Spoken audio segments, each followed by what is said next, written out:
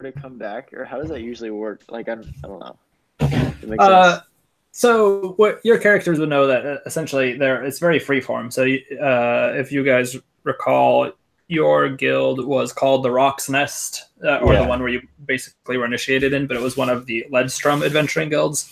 So essentially, it's like they have offices, or these guilds all throughout, at least Icefeld, and it's not really like any particular building is your home base. Okay. So now they would, of course, expect somebody to come back because you guys had to deliver that axe and bring back some money. But it's not like, if Amber got there, then it's not like they would be worried that you guys were gone or anything. Makes sense. Like that.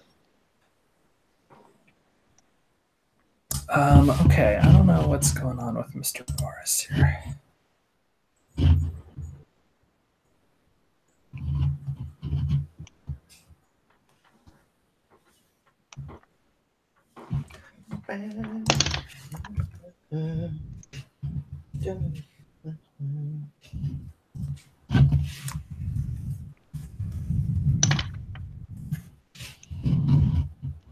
Oh yeah. All right. I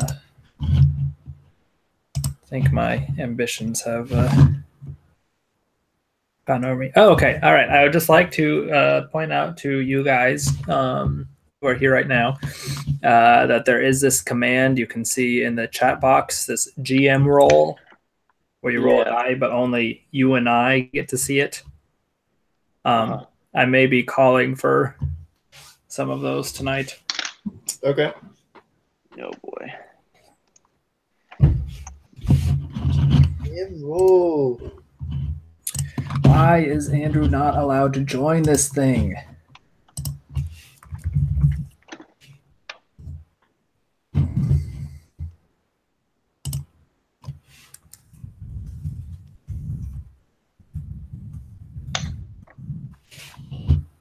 Hey, all right, there he is. There he is. It looks like John is servicing that too. Wow, there's a shooting at YouTube's headquarters. Really? Yeah, I heard about that. But as far as I know, I saw some news place said that there was a female shooter and she had like injured 4 people, but that was the last I had heard. And then like, yeah, kill herself.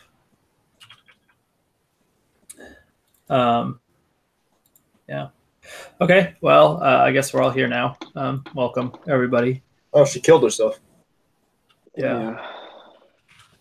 The article that I read also, I don't know how they could claim these things so soon after it happened, but said that as of right now, they think it was domestic or something like that and not terrorist, but I don't. I feel like I joined in. I don't know. Yeah, sorry. Okay, so last time, did we really talk about what changed for you guys for level 4? I know Andrew swapped disciplines around and now we'll occasionally have a sentient weapon. And then Veneer, actually, I don't even have access to that yet because I can't spend 5 points at a time. Oh, okay. So that's a future level. But you did change your discipline. Yeah. Okay. And then Veneer took Dex, is that? What? Yeah. Yeah. Dex modifier, and I swapped out a healing spell for I can't remember what spell it was, but I don't think I ever used it. Okay. There was combat last time, so okay. And John and Kevin. I took a feat. Oh yes, that's right. Sentinel or whatever, right? Yeah. Okay. And do monks get anything at level 4? Yeah. Ability score. I fall slower. Oh. And well, feather fall. And what? And some ability scores is what I. Okay. Did anyone's AC change as a result of? Mine did. Well, I'm actively using a shield now, so it's technically up by 2. Okay. I think was mine 15 before. Yeah. Can't remember. Yeah, so it stayed the same. My AC is currently 17. Okay. And wait, yours stayed the same? Yeah. I guess you took more dex, but the dex didn't help because of medium armor or something. Yeah, I don't know how that works, but Are you wearing medium armor? I'm wearing. I think it's leather armor. Leather armor? I think you get a dex Yeah. bonus above 2 wearing that. Yeah, I think so too.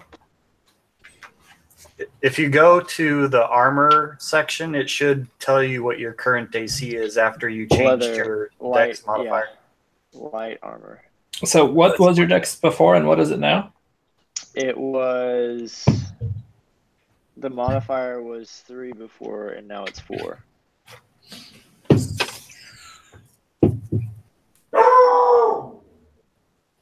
So 11 plus 4. So, but I had you at 15 earlier. Do you have like the defense trait or anything? No. Okay. Man, your AC's 15. Oh, you know what? I looked at this recently, so probably I just looked at it after already up your dex. That makes sense. And so, Carm, is your AC still 14? It's 14 now. Oh, okay. So it Oh, was- 13. wow. Okay. Wow. And Phoenix, you're sitting at 18 as Yep. I have. Okay. Awesome. All right. Who wants to give a quick summary of last week? I did it last time. It was only 1 week ago, guys. This is like the easiest time to do it. Yeah. Okay, John. So we were in the that hall with the pillars talking about our. Well, they were basically trying to convince us, the snake people. Yeah. Yuan-Ti. The Yuan-Ti convinced us to go free their leader as well as kill the Naga cult leader. And Even though we already killed him. And let's see, we were very suspicious, but decided to agree with the plan for some reason.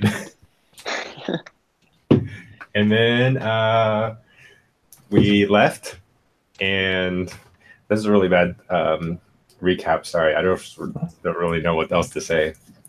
Yeah, so you guys left and then kind of looked to Lacey see if can't you live could maybe with us. get a guard job. You heard that, there's sometimes caravans that'll make their way in a more direct route to and from or between Ormansdale and Hamel. So you looked around, ended up finding some in the Elcott that were staying the night there and then leaving in the morning. Their original plan was to go the southern route, but thanks to Lissa and some coaching by Alden, y'all convinced them to hire you guys on for 1 gold each to take the shorter route straight to Hamel. And then I believe you said you would meet up that the next morning in the common room around 6 o'clock. And then everyone went to bed. There were some purchases made. I think everyone probably kept track of their own. And yeah, anything that anyone other than John remembers that seems particularly relevant that I left out? The fact that I at least have noticed that a couple of these guys reacted interestingly to mentions of oddities happening in the town. Yes, that is correct. So, yeah, okay. Well, let's just begin then. Actually, once really quick before we begin, I'm probably going to roll back the encumbrance thing and I'm playing around with different ideas for how to make travel interesting over long periods of time. You guys haven't really run into that yet, but it should be coming up hopefully moderately soon. So don't worry too much about keeping exact track of, making sure that you're not overly too burdened or anything like that. And whenever we actually run into like a multi-day travel thing, we'll go over the proposed rule changes for that. But okay, with that out of the way, the next morning rolls around. You all kind of wake up just naturally before 6 o'clock when you're supposed to meet the caravan. And what do you do? So first of all, I come down and I have this new mask.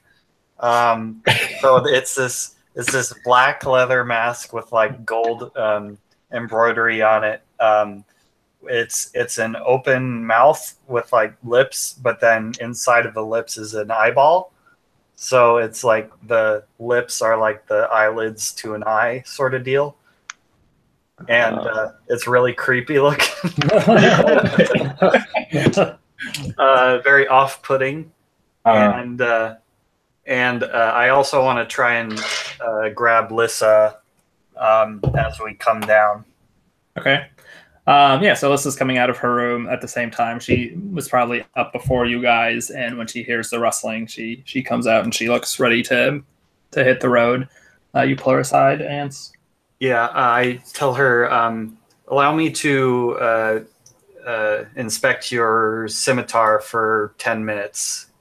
What's going to happen is when you have to break off from the caravan so that you don't actually enter the city, I will be able to try and find you if you stay near a physically noticeable landmark.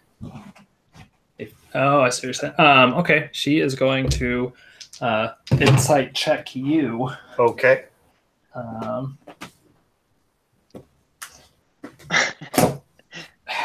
I need to look at all her stats. Can we like? Can I walk past Alden at this point? Sure. Oh, hey, good morning, Alden. What's up? Good morning. Wait, I can't hear you. Are you saying something to me? Oh, that's a good question. Can we mentally block out his thoughts? That's a good question. No, so what we said was essentially if he's doing like one of those kind of group broadcasts, then yeah, you guys can kind of ignore him if you decide to. But if he is like intentionally talking to one of you, it's just, I mean, you. I guess if you really try, yeah, you can't like just. You have to be exerting an effort essentially to repel, his conversation. You can't just like turn off a switch. What if you're like super dumb? Then you're probably going to have an even harder time repelling his attacks. Whoa! She got a natural 20 on her insight check. Makes it a 22. So you can still roll. Okay.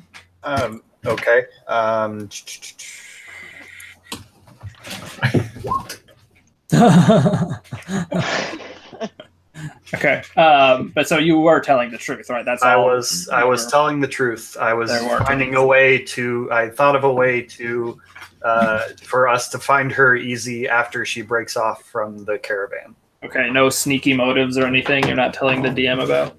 Nope. Okay.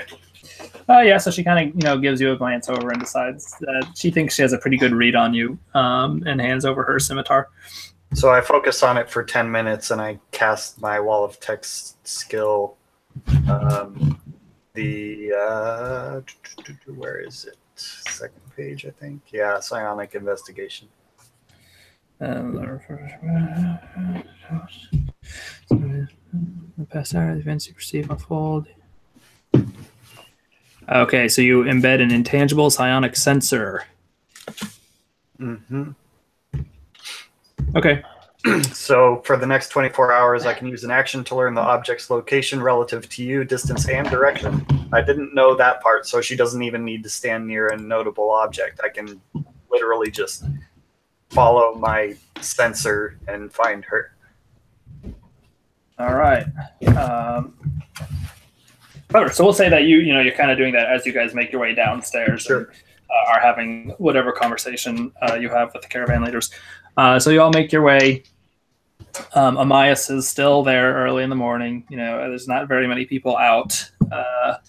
He has some mugs of ale for you, nice and first thing. And you see the four men that you were kind of talking to around the table yesterday. The four caravan guys were already downstairs, sitting around a table, enjoying their breakfast as well. Can I just I'm gonna tell Veneer I'll be right back. I need to pick up some things, and just walk straight out and to the blacksmith to pick up my things. Oh yes, that's right. Okay. So, all right. Do you think you can make it there by yourself? Probably. Maybe get some good rolls or something. You guys have made this trek between the inn and the blacksmith pretty frequently now, so I don't think you are really in danger of getting lost. Plus, there's literally one turn that you have to make. So okay, you make your way to the blacksmith, and he sees you approaching, and he pulls out what looks like a pretty shallow bowl. What you are working on. Essentially what he was working on. This modified shield, and it has some metal handles attached to it, and he also has, was it the ladle you wanted, or spatula, wasn't it? Spatula, metal spatula. Okay, and he hands those over to you, and you can see that the spatula still has pieces of food dried to it, and things like that, and. Okay, at this point, can I ask the DM, can I use this essentially as what to call it? I forgot what it's called, but a chef's whatever. Cooking tools essentially. Yeah. A chef utensil or something.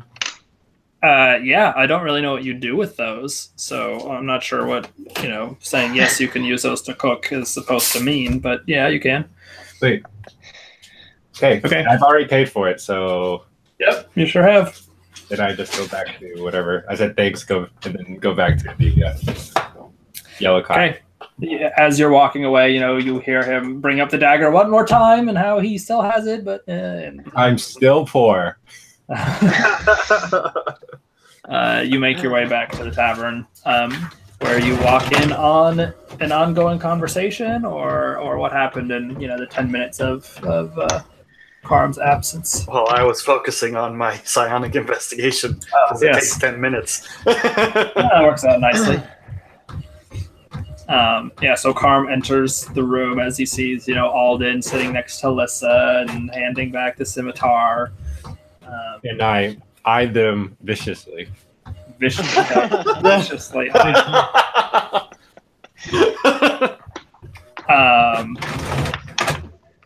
Okay, so Emmett, the one who was kind of doing most of the talking the previous evening, and one of the two that sort of, just for that instant, Alden, you noticed, sort of sobered up when you started asking some questions about Hamel. Kind of, slams his hands down on the table and says, "All right, are we ready to make way?" Ready to roll. Let's roll out. Wonderful. Well, if you all will just follow me, and he gets up, and the four other also get up with him, and you guys make your way out to town. You head up north, so you haven't really gone this way on the street before. A little bit further into the tall quarter. And Emmett is walking with purpose. You're seeing some of the buildings you haven't seen before. And again, this is a section of town where the buildings are overall higher, and you're more likely to run into your elves and your humans than dwarves and halflings. He makes his way towards a building that's, it looks okay. It's pretty standard building, and out front you see 2 carts, and in front of each cart is 2 horses. They're moderately small, kind of standard carts for just hauling goods back and forth. And you see, what is Javier's passive perception? Write these things down. Actually, if you tell me that, I'm starting to try to keep better notes about you guys here. So if I could get your passive perceptions. I think mine's. Do you add your proficiency modifier? No. Well, if you are proficient in perception, yes. Oh, let me check. Oh, passive. So it's 10 plus whatever your perception bonus is. 11. Got it. You're asking perception, right? Yeah. It's that 14. blue column, right? Yeah. Yeah, I got 10. Phoenix, you have 10? Yep. You have I guess 13. nothing special about your. Okay. Well, I'm proficient in Am I proficient in wisdom? in it, but I'm not very wise. Okay. And Veneer? 14. Oh, okay. Also proficient. In Okay, someone's got better eyes than the rest of us. That sort of makes sense. Sorry, 12. And I'm proficient, whatever that does for me. 12? You're proficient in perception, Phoenix? I think. Wait. I will pull you up and It check. says yes for me. Surprised it doesn't just have passive perception on its I may not be. Hold on. main page. It apparently doesn't. Yeah, it says you're proficient, so I'll trust you. Okay, great. So Alden and Veneer, you guys notice as you're walking up that the front wagon, its front left wheel looks new compared to all the other ones. So yeah, the other ones are more worn and dirty, and this one looks like it was brand new. And sure enough, you realize that the building you guys are now in front of. Jackson, shut up, dog. I thought it was a squeaky chair. No, it's an annoying dog. The axle on the wagon squeaks because of this new wheel. Whenever Does it it starts sound like moving. Jack? It sounds exactly like Jack. Like a jacked wheel. Yes. It's all jacked up. Yeah, but so you realize that this building that you're in front of is actually a carpenter, and it looks like that this wagon had been getting a wheel repaired before setting out this time. So Emmett and another one of the men climb into the front of the the first wagon, and the other 2 men climb into the front of the wagon behind them. And there's really nothing. These wagons are empty at this point. There's not really anything that Ormond's Delve. They're not returning with anything to sell at Hamel. Alden,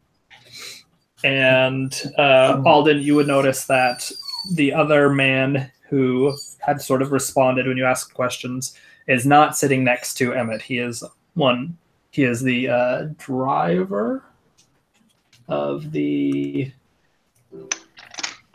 I think he's the driver. I wrote all this stuff down. No, I can't find it. The driver of the second caravan. So are both Emmett and Reginald drivers? That is my claim. Let me make sure I'm not ruining something else. They're both the drivers. Okay, and with no further ado, Well, should I walk up to, or can I walk up to Emmett and be like, would you like me to go ahead of you guys, and I can probably travel a little bit more stealthy than you guys since you have a squeaky wheel, and maybe ferret out any attacks if you give us the general direction? I mean, sure, if you want to.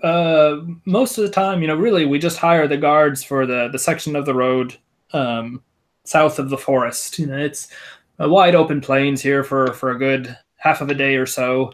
So I'm not too worried. We should be able to see anything coming. But we're hiring you guys to do whatever you do best. So if you want to walk in front of us, that's fine by me. Can you remind me, is it the shortcut is a day and a half then, and the long way was 3 days? The shortcut is a day. Oh, a day. Okay. The long way was 2.5, 3 days. Okay. And would I know the general direction of where we're going, or would I need? Is it like it's like a pretty clear path? Yeah. So Emmett will say.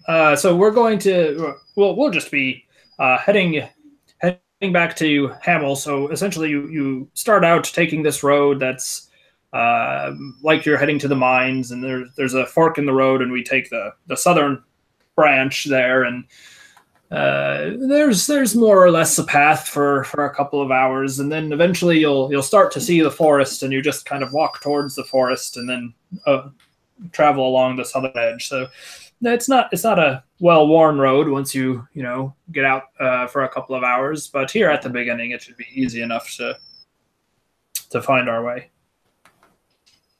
Okay. And are you guys planning to stop one night on the road or make it all the way to Hamel in one day? If nothing ill befalls us, we should be able to make it by nightfall. But it's the forest that you have to watch out for. It's what y'all are getting paid for. So on our way up, we actually had to stop because we broke a wheel, but we still made it safely. So Cool.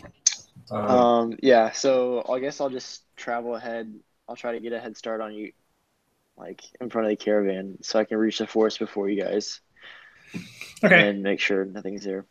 So yeah, the forest is a couple hours away, but But I'll need a head start to get there ahead of you guys. oh, so you're wanting to like beat them Or- by a significant amount of Or time? just start at the same time and go, be there like an hour ahead of the caravan.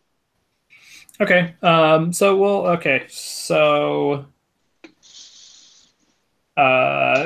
you want to? So you're like already kind of starting to put distance in between you and the rest of the caravan. Yeah, just like slowly throughout the first half of the trip. If that makes sense in the grasslands.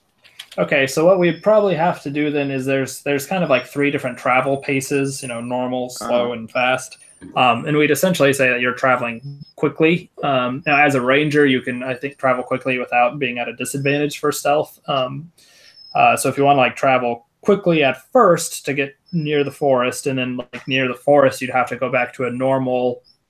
Normal pace. Yeah. Okay. All right, so Veneer kind of takes off, moving a little bit more quickly than you guys. Yeah, buddy. I'll get some food for us. You're in danger. Nothing ever bad happens when I go off alone, guys. Yeah, yeah. And it's not like you're normally within, like 30 seconds of help or anything. Or nothing will go poorly if you're an hour ahead of arrow in everybody. the air, and we will know you're in trouble. All right. Okay. I'll yell. If you take Lissa's sword, I can keep an eye on you. Lissa I'll be is fine. I don't not want very that to happen. excited about that. Yeah. I'm gonna go up and ask Emmett if I can just ride in the back wagon thing, and like kind of like with my feet off the end, just kind of looking behind us. And Emmett, go roll persuasion.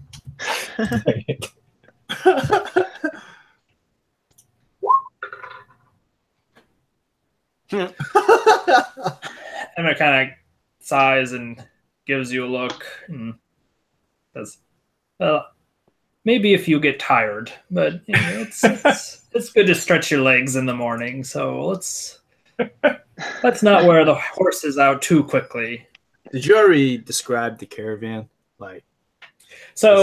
Caravan may be slightly grandiose of a term. It's really these 2 carts with these 2 guys on each, right? And the wagons. So what are you looking for?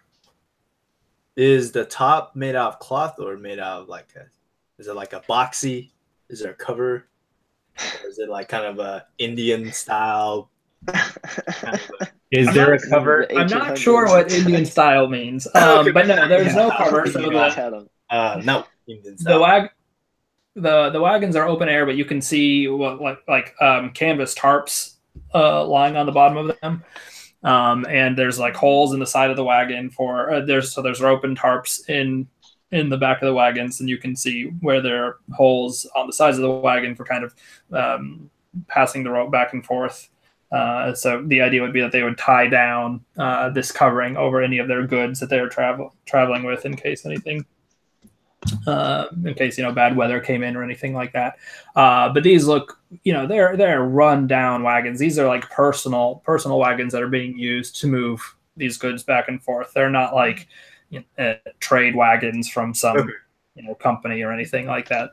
To all intents and purposes, it looks like these guys just decided to do what there's like a business term for this, isn't there? Like vertical integration or whatever, and they will create their crops and also do the transportation for it. So it's not like a caravan like that. No, it is nothing nearly as fancy as that. Okay. It's I didn't know like, if it had a solid top roof. no solid top. Okay, that's all. Or you get okay. I was gonna be up top. Okay, yeah, all right. No solid okay. top. Two little. I mean, not like little, but essentially two wagons. Okay. All right. So at this point, Veneer is kind of making his way out of town, and the wagons are slowly following. And that front wagon, the squeaking seems to kind of be subsisting. It still creeps up every now and then, but as the wagon keeps rolling, it's working out whatever personality issues it seems to have. And so you guys, Are you saying that because Jack has gotten quieter? maybe. Okay, so heading west out of Ormond's Delve, you all start along the now familiar path that bridges between the Delve and the Rock. Over the last 5 days, you've seen slow but inevitable progress of those mining rails, which are kind of reaching out from the Delve towards the Rock. And you pass them, and then a few minutes later, you come into a fork in the road, a fork where you've normally taken the northern branch, which leads you up to the mines. But you can see Veneer off in the distance along the southern branch, and Emmett, sure enough, has the caravan, I'm still going to call it a caravan. The caravan take this southern route. Ahead of you, you can see the top of the Eston Mountains peeking over the horizon. And the day is cold, colder than any of the days have been so far, with an easterly wind blowing at your back, carrying with it a dusty smell with a slightly metallic tinge. That now that you're moving away from the Delve and the Rock, and this smell is weakening, you realize you've kind of become accustomed to this sort of trephyte, this dusty trephyte mining town. The path between the Rock and the Delve was well traveled, if it wasn't paved per se, and the two carts and the caravan traversed it pretty easily. As you continue westward, the stamped earth gives more and more ground to encroaching grass, and this is not the grass that you guys kind of walked through on your way up here. I think even before you really got to the coach, you had gone through some prairie land, but this grass is tougher and shorter and yellower, a harder and stoutier cousin to what might have been hay. A few hours into the journey, at this point, Veneer has kind of disappeared in the distance. You can make out some trees, which had beforehand been absent. The caravan begins to pass by the small, the errant tree or small grove. And as you do so, the grass gradually becomes thicker and greener and softer. Trees remain in the distance, and as the distance closes, you see the trees continuing to sprawl back towards the horizon as far as you can see. And this is, sure enough, Tall's forest that you are approaching. At this point, the path is little more than a section of the field where the grass seems slightly flatter and more sparse than the surrounding area. And soon the passengers of each cart hop off and start walking ahead of the carts, keeping an eye out for any delinquent rock or pit that may lie in the cart's path. So at this point, Veneer, you would be approaching the forest proper. And as you recall, Emmett's suggestion to you was don't enter the forest. The carts are going to stay outside of the forest and travel along the southern edge. Okay. Is there any conversation you guys want to be having during this journey? For all these guys know, I am deaf and mute. Okay. That's fair. Eye in his mouth. So at some point, if no one else, if you guys don't initiate any conversation, Bryce, who is the passenger on the front. Well, okay, so tell me like your walking arrangements, I guess. I'll let you fill that in before I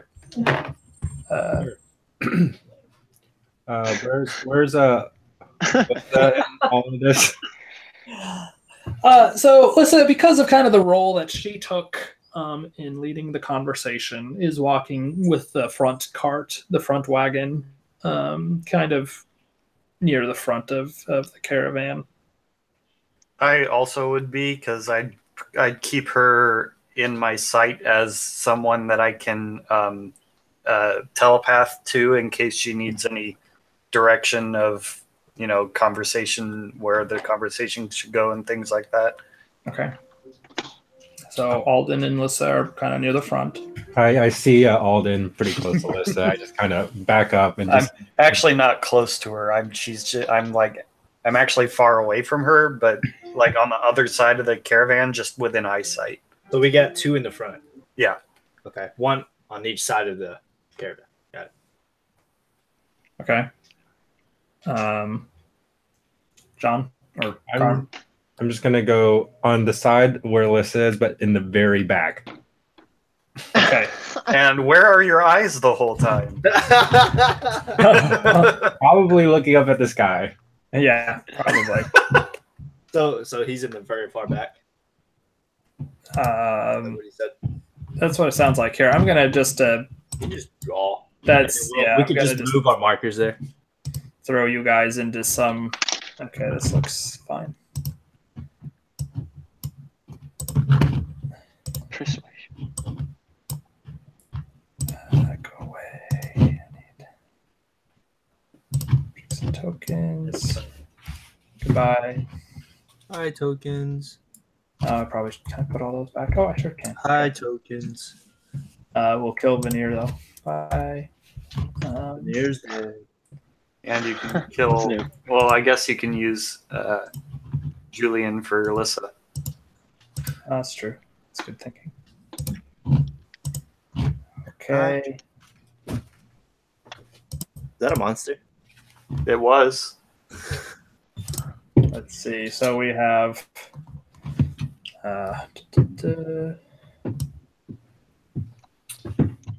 part 1, Horsey. Part 2. Oh, Horsey. We have Emmett. Oh, I imagine they were next to each other, but I guess they would be behind each other. Bryce. And we have Reginald. Passenger Dorcas. John, where are you? I will be. Look, Gallandan. Rip Gallandan. Left Gallandan. Oh, yeah. Bye, Gallandan. Apparently, Julian was right on top of Gallandan for some reason. Bye, monster. John, where are you? Probably about right there. you're right there. I guess I'll be on the other side. Okay. All right. So as you guys are traveling along, at one point, Dorcas kind of gestures to you, Phoenix, to have you come over. And assuming you do so, yeah, he kind of whispers, "What's up with that one guy? Is he okay?" Talking about the green orc. Sorry, what did you say? Talking about the green orc. No. I mean, I kind of know what's wrong with orcs already. I'm talking about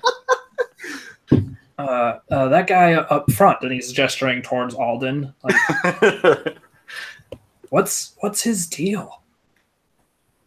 Well, it's a long story, but let's just leave it alone for now.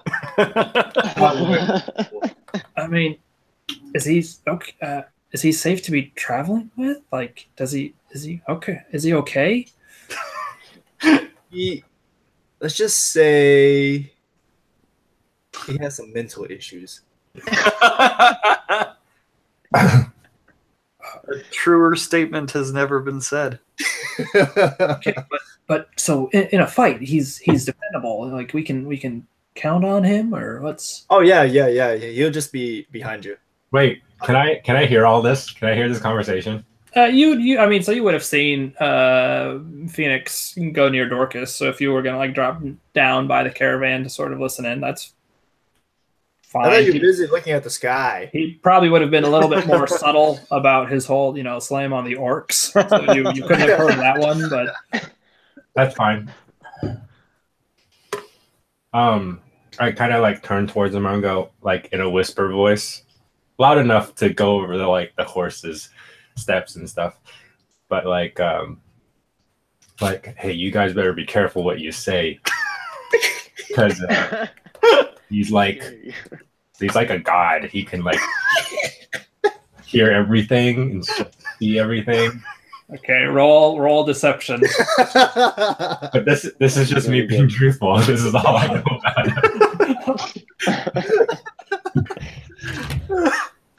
it. Let's see. So this is Reginald and Dorcas. Oh, heavens. Okay. Well, so Reginald rolled a natural 1. So his eyes kind of brighten, and like the cart starts sort of veering as he forgets to really like guide the horses, and then he corrects them. I beat him with the 3. But Dorcas rolled a 15, and so he just kind of looks at Phoenix and goes, "Orcs." Yep. Wait, does he think that Carm really believes this and that Carm is just wrong, or does he think that Carm is lying to him? 'Cause it's a difference, Dorcas? Right? Oh, he thinks Carm's an idiot, and he probably believes it, but he doesn't personally believe it at all. Okay. Yeah, he's great in battle. He'd just be behind y'all the whole time. Well, why is he walking at the front if he's gonna be behind us the whole time? Have you guys done this before? Plenty of times. Don't worry about it. Okay, you roll deception.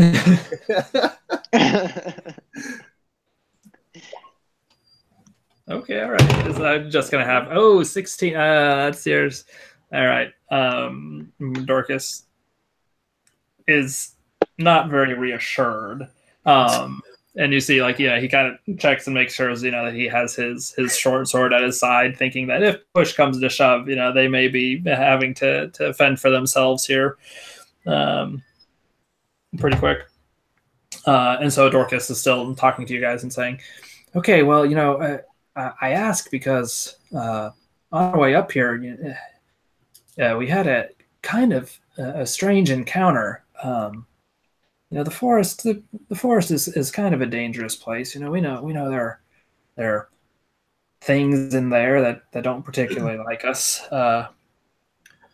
But so really, the route between the two towns is mostly pretty safe, except for this one stretch where you're kind of forced to go through the forest. And Reginald kind of speaks up at this point and he says, "Oh yes," and he can just tell where Dorcas is going with this story. Jackson, you're all right. He says, and so anyway, we were we left Hamel and we were heading towards Ormond's Delve, and we were nearing the portion where you kind of have to go through the forest, and so we had our guards around us, and that's really what we pay them for, this one little stretch of road. And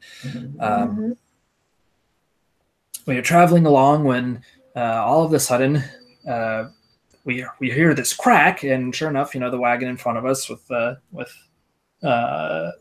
Emmett, and Bryce was on the ground in front of it at the time. He was supposed to be looking for any trouble on the path that could give us some issues, and he missed a rock or something, and we busted our wheel. But that's not too uncommon when traveling cross country, so we were prepared for it, and we had some banding to tighten up the wheel and essentially get us to Ormond's Delve okay.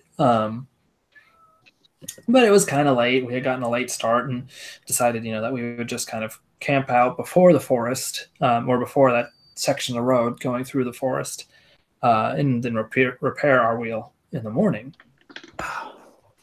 You don't really want to spend a night in the forest if you can help it. So we were all pretty on edge, and circled the wagons and got our fire going, and all kind of had our backs to the fire, and we're watching the forest, and then all eating and just kind of getting ready to make camp for the night. And all of a sudden Emmett lets out this call basically to guard. He says, "Hey, halt!" He calls out, and when Dorcas says halt, he says it kind of loudly, and Bryce and Emmett turn around and are kind of aware that he's telling the story now. And Bryce is a little bit like ashamed or whatnot, like he kind of Bryce is obviously uncomfortable that the story is being retold because he's the guy who missed seeing this rock. And Bryce yells back to the loud enough that y'all can hear, "That rock was not there. When I walked by, that thing that came out of nowhere. I was watching." And Emmett says, "Yeah, okay, Bryce. If you're asking us to think which is more likely, a magic stone or a blind watchman, I think we're all going to go with the blind watchman." So I interrupt and I say, "Is that guy okay? Is there something wrong with him?" Are you sure you want him to be driving the caravan? And you're asking Dorcas this, correct? Yeah. Okay. So Dorcas says, "Well, I mean, strange things have been happening, around here. So you can't completely fault Bryce for thinking, something else might have happened. But if you ask me, he just missed a rock. But no, Bryce, he's a good guy, But anyway, so we're all there and with our broken cart and making camp and sitting around the fire, and Emmett lets out this yell, and he draws all of our attention. We had 3 or 4 guards with us at the time, and they all pull out their swords and get ready, for a tussle with whatever's coming out of the forest. And then it's just this woman standing there right at the edge of the light. Like I don't know, like she came out of nowhere. Emmett was saying, "Just like that rock," Bryce yells. And so basically he's telling this story at a volume now where I would be able to hear it. Yeah. So ever since the halts, like if you wanted to get closer and hear the story, that would be completely natural. So sure, we can say you're hearing the remainder of the story. Okay. yeah, so this woman was just standing there, way closer than she had any right being, just kind of watching us. We're not really, we don't make it a habit to be scared of women, especially all by themselves. But there was something unnatural. We were all a little on edge being so close to the forest. Anyway, this woman's standing there, and she introduces herself to us, and we're all still standing a good ways away, but she's talking to us, and she says, she says, I see y'all are merchant folk, and we say, if it is, merchant folk might be a little fancier than what we are, but yeah, we're trying to do some business. She says, okay, well, I have some wares that I am interested in trying to sell, and we're all very on edge still. All of our swords are drawn, and we're not letting her get very close to us at all. As she's just standing there, and she says, well, now my I happen to have some equipment that y'all might be interested in if you're going to be making such dangerous journeys. And Emmett, he's the one speaking to her, and he says, what are you trying to sell to us? And she says, well, I happen to have these, and I don't know where she pulled them out from, but she pulls out this fancy shield. Looks real nice, but a little bit small. Like, it's not really for menfolk. And then she pulls out this helmet. And kind of same thing. Like something that one of those miners would want to wear, but not anything we'd want. And she says, I have this here shield, and I have this here helmet, and I'm looking to sell it, make some gold. And then he says, we don't need no shield, we don't need no helmet, we're not interested in any of your goods, but thank you kindly, for the offer, and you have a good night. And she takes the hint, and she says, okay, well, if you end up in Ormond's Delve, and you think somebody might want to buy these things, you just let them know that if they come this way to ask for Scylla, and she might have some business to do with them. Did you say Scylla? And Emmett says, okay, lady, we'll do just that. And then just like she had gotten there, there's the smoke passes in front of our eyes, and she's just gone, gone into the forest. I don't know where she came from, but anyway, it was an unnatural sequence of events, and I don't know. I think it kind of spooked all of us. Wait, hold on. Do I remember if Scylla is the same woman from before? I don't know. Do you remember? The name sounds familiar, but I don't have it down in my notes. The alter ego that she used or whatever. Some of the hag. Yeah, like to woo the blacksmith we all hate. You're talking about Ember? No, the blacksmith. Oh, the blacksmith. Kevin, not all dwarves are blacksmiths.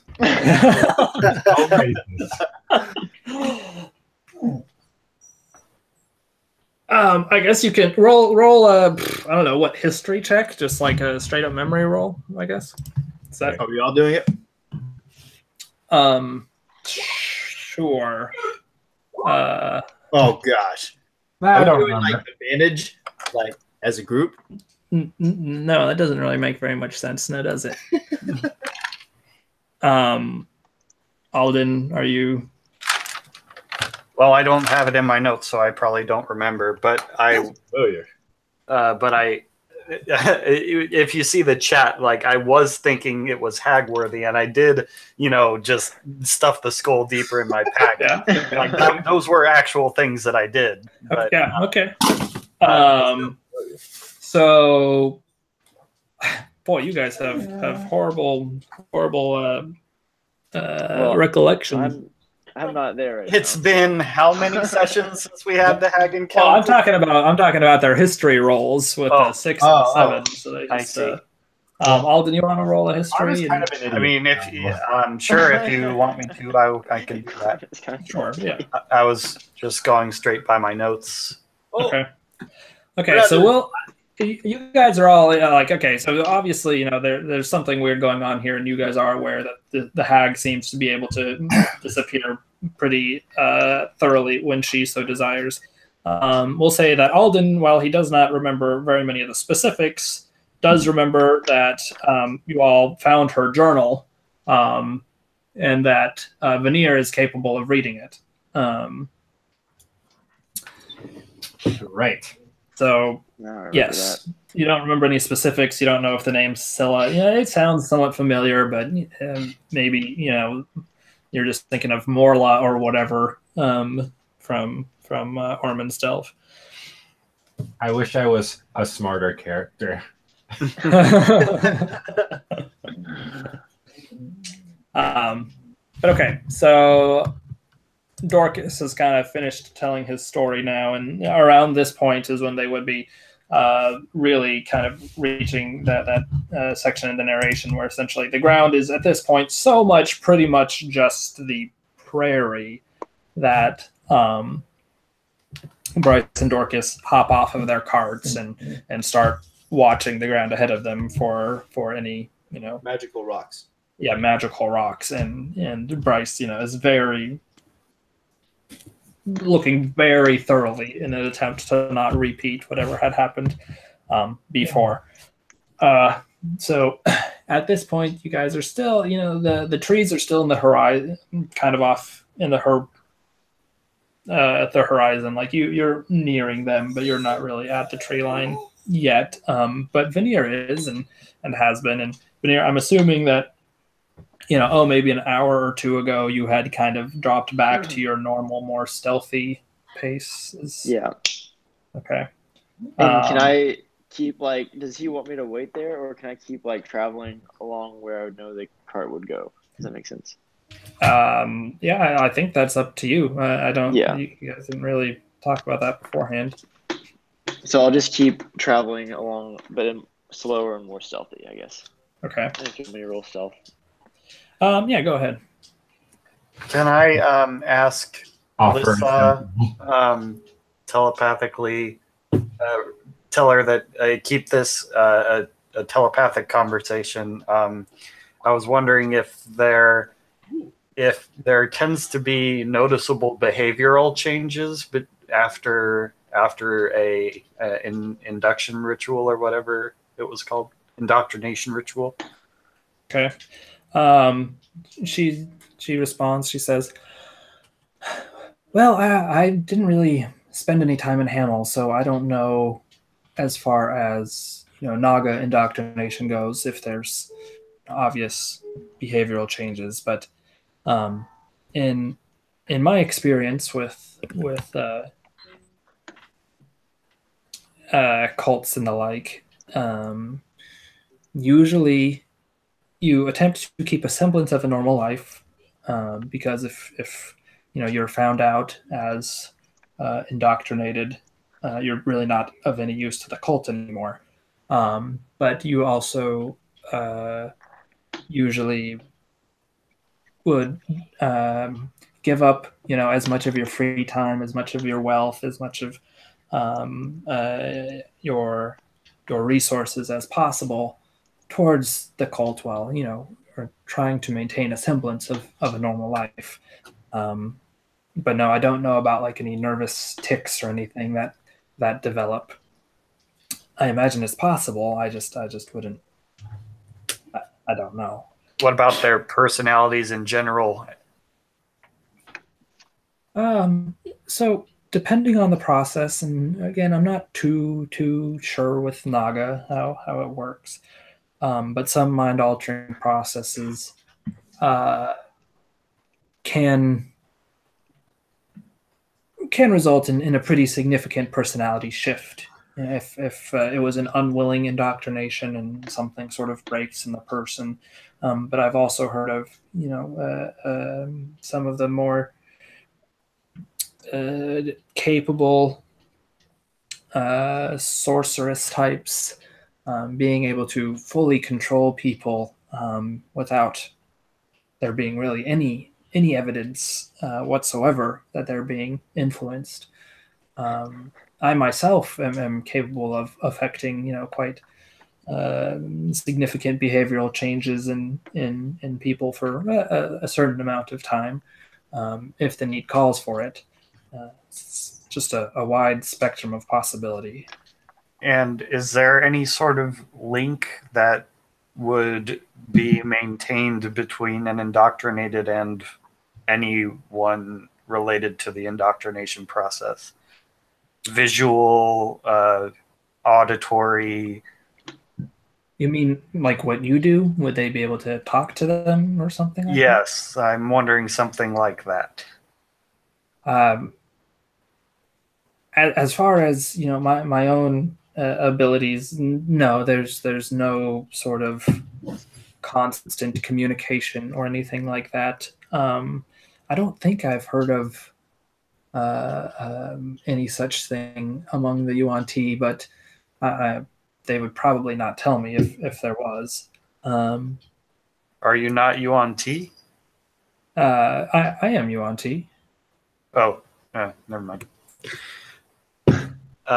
Yeah, those were the biggest questions that I wanted to ask her during this leg of the journey. Okay. Anyone else have more they want to discuss? No? Okay. All right. So, Veneer, you are continuing forward ahead of the rest of the party while they're kind of approaching the forest. Now you've been traveling alongside the forest for a couple of hours. And let's see. Yeah, so the forest, it kind of comes out from these mountains, and you're starting to be able to see where the forest actually meets the base of the mountains. It's starting to come over the horizon.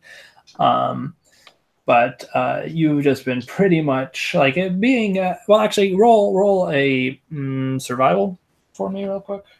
And did you? Yeah, you. Okay. Let's see the stealth.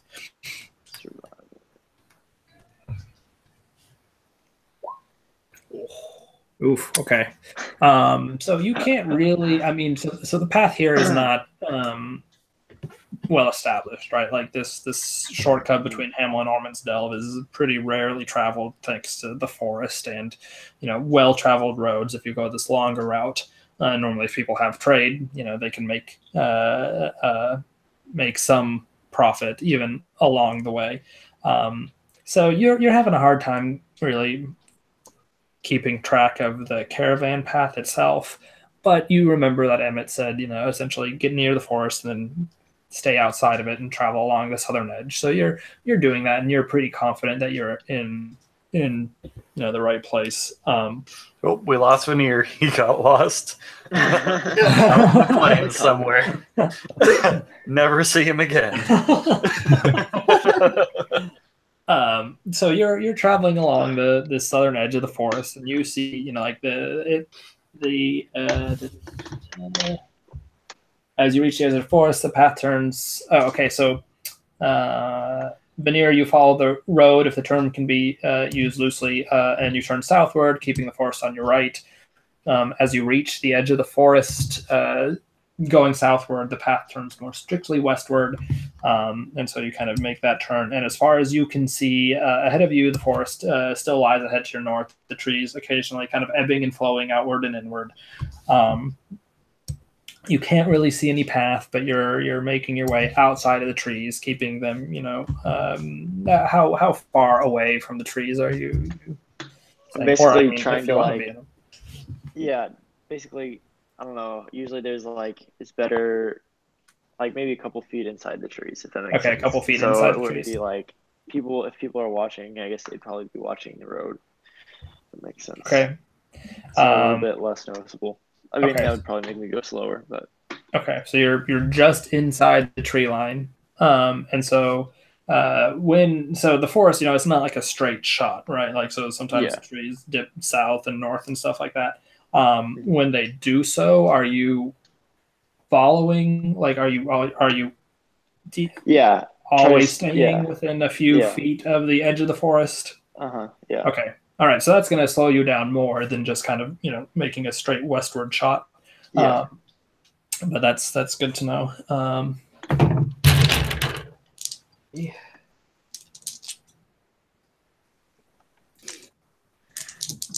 we go. Okay. Okay, so you're making your way, and you know you're definitely slowing down. Not so much because your pace has slowed, but because you're traveling a longer path, following the edge of the trees. So you keep doing that for a while, and as a couple hours after you made that turn to move westward, you make out you kind of see. So assuming you're kind of keeping your eyes both in and out of the trees, you see a section coming up ahead where what is usually kind of like the plains out in front of the forest starts sloping down more severely, and so sort of the path kind of narrows, and even if you had been able to follow the path, you would see that essentially you get to a point where the trees are coming up right next to essentially a pretty steep embankment, like there's an underwater stream or a well or something which is naturally eroding the ground, but then when it bumps up against the tree roots, the trees are kind of holding that erosion back. And so as you approach this place, you can kind of make out where the path is again, because the carts are pretty much forced into this pretty narrow section where they are going through the forest, but they're trying to make through it as quickly as possible. So can you clarify? Did have the carts like caught up to Veneer? Is that no? They have not. So this is what Veneer is seeing. You guys you're now kind of catching up because you're moving at the same pace, but Veneer is going a longer route. But he's still significantly in front of you guys. Like you've been traveling for about half of a day, and he's been moving 2-3 halves as fast as you or something like that.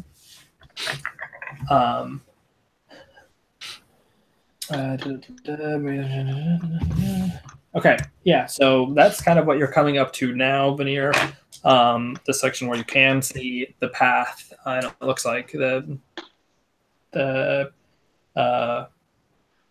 caravan will end up having to come through this way. And there's sort of, you have the forest, and then you have a more well-defined path than what you're used to going through it. What would you? Yeah, so I'd like to make sure there's nothing, I guess, in this area. Probably focus more on this area than other areas, and like be pretty careful and stuff. Roll perception for me.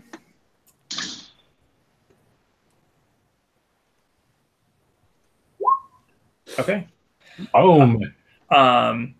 So you kind of slow down as you're approaching this section where there's this, kind of this change in the typical topography, and you start paying more attention to everything around you, and you notice a few things. One of the first things you notice is it looks like in this section where there's this path, and so there's still trees, completely like covering up the path in front of you. Yeah, that'd be great. Thank you. Yeah, thank you.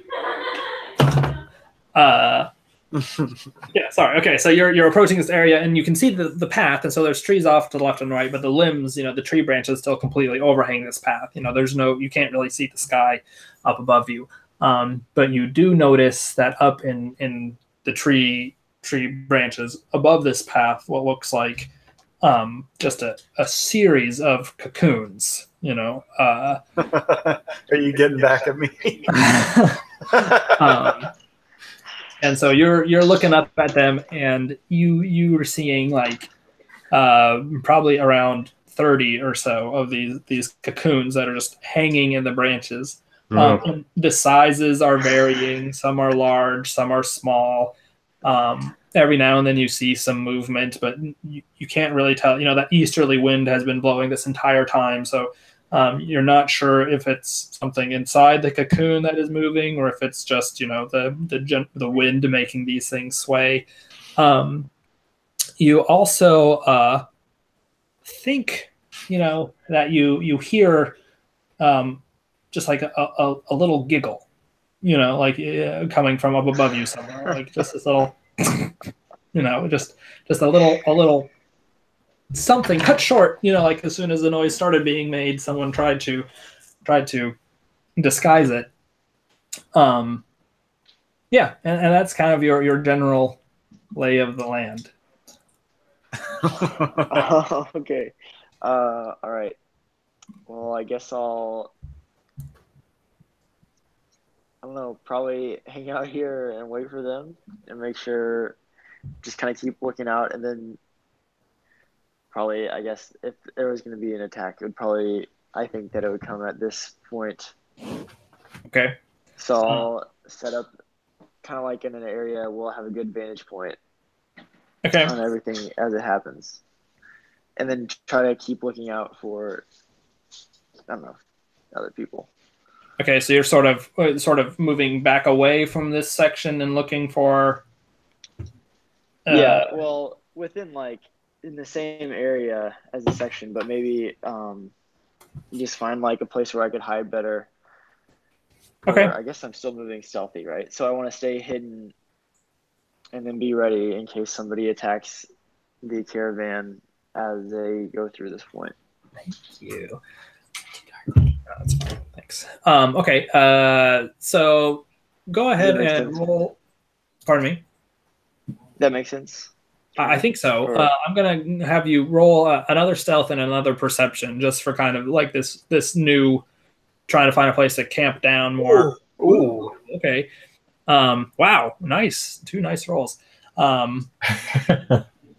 And so you back up and you're looking around for a place that you can kind of hide, while also keeping an eye on anyone else coming up the road, or the caravan coming up the road to warn them, or jump into a fight if one breaks out.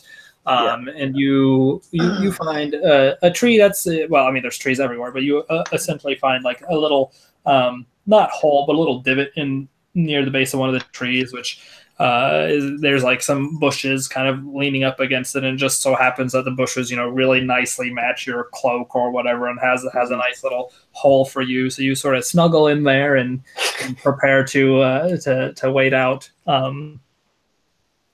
for whatever happens, whatever comes down the road. At the same time, you're taking this time to really count up all the cocoons and try to mark their positions and just keep a good idea of where everything is. And so I don't think I wrote down the literal number of cocoons, but I should be able to count them. So you notice 1, 2, 3, 4, 5, 6, 7. Well, it's more than 10. There's a map. I think 32 cocoons, but I counted quickly, so near 32 cocoons.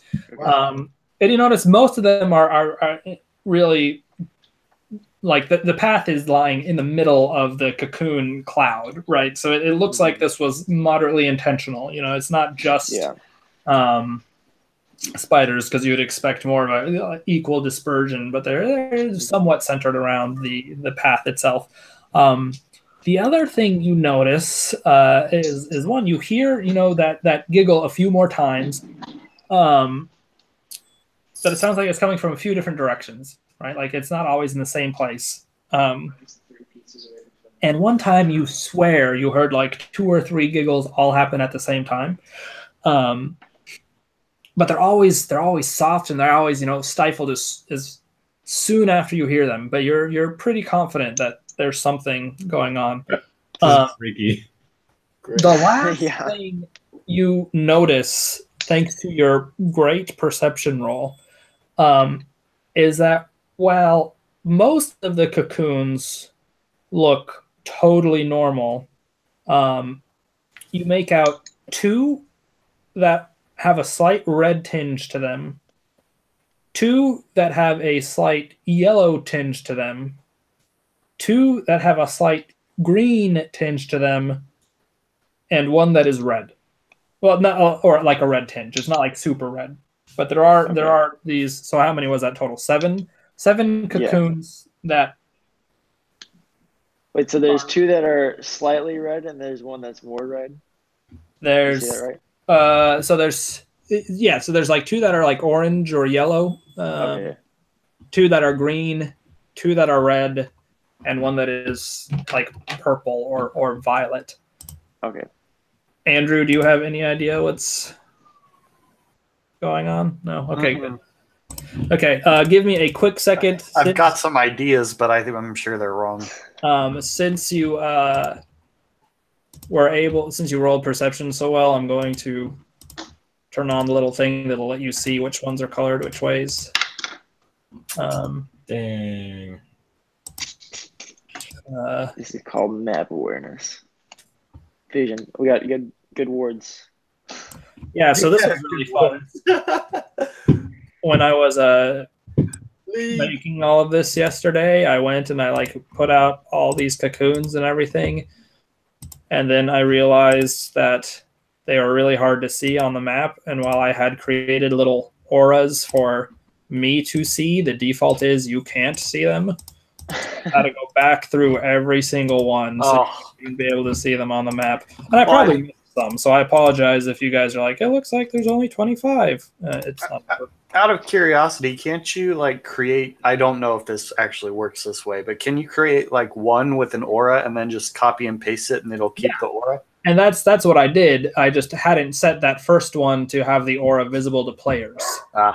So I thought about going and copying and pasting it, figured it was about the same amount of clicks anyway, and I already kind of had positions that I liked. So let me make sure I made all these Fair colors visible now.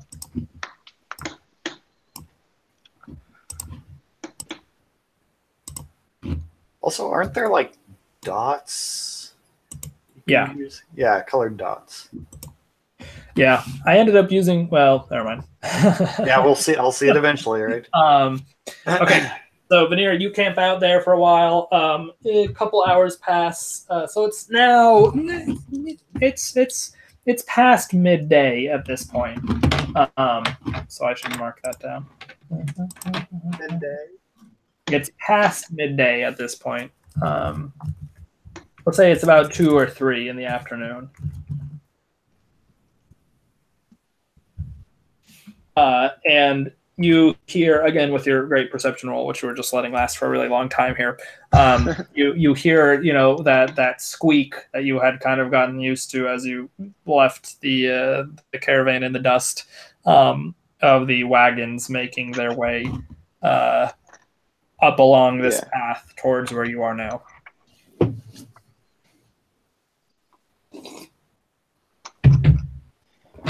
So, are you? Anything? I'm just gonna wait till they come closer. You're gonna jump out and go boo. Yeah. Okay, so in my head, so correct me if I'm wrong. There's sort of this stretch of forest where all the cocoons are. You're maybe a good, 50, 100 feet outside of that, on the side that the caravan is approaching from. But hidden, within the forest. So the caravan would be coming up right now, south and east of you, but heading westwards, towards this overhang. As they approach this path that is heading through the forest, Emmett will kind of, slow down the caravans and make sure that everyone can kind of hear him, and he'll say, all right, we're coming up on the part that is what we pay you guys for. This stretch is the most I feel like he wouldn't use the word historically, but when we run into trouble, it's usually here. Sometimes there's no trouble at all, but this is where you want to keep your eyes and your ears wide open. It's about 1,000 feet from one side to the other, and once we get through that, it should just be more of what we've come across so far until we reach Hamel. Yeah. So if you all need to get in your normal positions or whatever, it would be I'd appreciate you somewhat leading the way and us following behind you. Okay. I start walking towards the front then. Okay. Yeah. What are? And so I'm guessing, like as they pass me, I'm gonna try to keep pace with them going through the woods, if nothing's happening. Okay. Without try to remain stealthy. Okay. How far north? Eventually happens. How far north of them would you like to be? Hey, in front of them. Do I see him? No, because you wouldn't be looking for Veneer of all things, right? Like that doesn't make much sense. You might be looking at the path in front of you. Wait, so. Well, I was literally looking for Veneer. I wasn't, because I was expecting for us to join up with him at some point. Now we're entering the forest. Like, I don't know where he is. Huh. Interesting. It's true. He might have died. I'm getting anxiety right now because he died before, and he's died before 2 times before. Wow. Okay. So you're approaching this area, and yeah, sure enough, you're thinking, "Oh crap! If Veneer was ever going to show up, this would probably be around the time. Maybe I need to go look for his corpse." All right, it makes sense. All right, yeah. So Alden, you're scanning the tree line and everything, trying to see if Veneer or his body is lying somewhere. His body. Playing dead, probably like all of us. He's really good at that. He is really good. And we'll say, yeah, out of the corner of your eye, you think you see something that could be. Do you have a hood, Veneer? Like, is that part of your? Yeah, I have a cape on. Okay. What's a capon? You see what looks like a particularly dark, section of bush. It's just barely standing out to you compared to all of its surroundings. Is it moving at all? I don't think it's moving at all. Well, have they passed me? Not if they haven't passed me yet. I'll try and telepathically talk to them. It's like, Veneer, is that you? Do you say anything back? Yeah, man, but you can't see me, right? Right. Watch out for the trees. What are you, George of the Jungle? Yes. Oh. Cool. All right. At least I know he's here somewhere. All right. Okay, so as you guys are approaching, Alden, you spot Veneer, and then I guess. Does he tell us that he spotted Veneer like telepathically? Nope. Oh. Yeah, Alden. I feel like anytime you can ask, is he keeping this information to himself or sharing it? You have a pretty good guess. All right, so Alden, with you successfully having spotted Veneer, I'm probably not going to let that perception check then carry over and say that you were also being like super good at perceiving everything ahead of you. That's fine. I was literally rolling that for seeing if I saw Veneer. Okay. So So you guys are now heading into this section that Emmett has warned you about, that you can see is traveling through the forest. Karm, at least, is kind of in the front. Are we in a battle stance or in your walking formation? Is that what you're saying? Yeah. Where the heck do I have that information?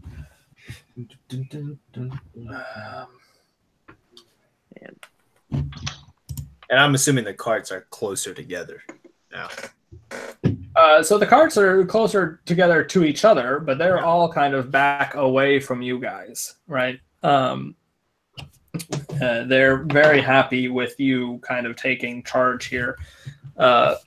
Lissa is also hanging back. Her job here is not so much to fight, like she can fight, but it's not her forte. So she is associating herself more closely with the caravan than with the combatants. Okay, so if y'all are just walking into this, well, we don't know about these cocoons or nothing. No, I told them to look at the trees. Like it would be reasonable. So I guess all right. So we'll just have you guys walking into it. But what I was trying to say was, like, Emmett's warned you about this. You can tell it's different. It's reasonable for you guys to be like, well, I mean, we're suspicious, but we don't know, like, for a perception check or something. But okay. So I just got all of your passive perceptions, right? Yeah. What good is a scout if they don't tell you nothing? Hey, that's fair. She knows. Let's see. All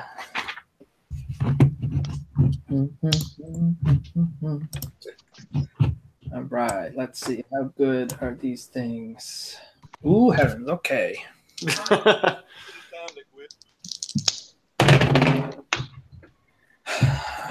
Wow.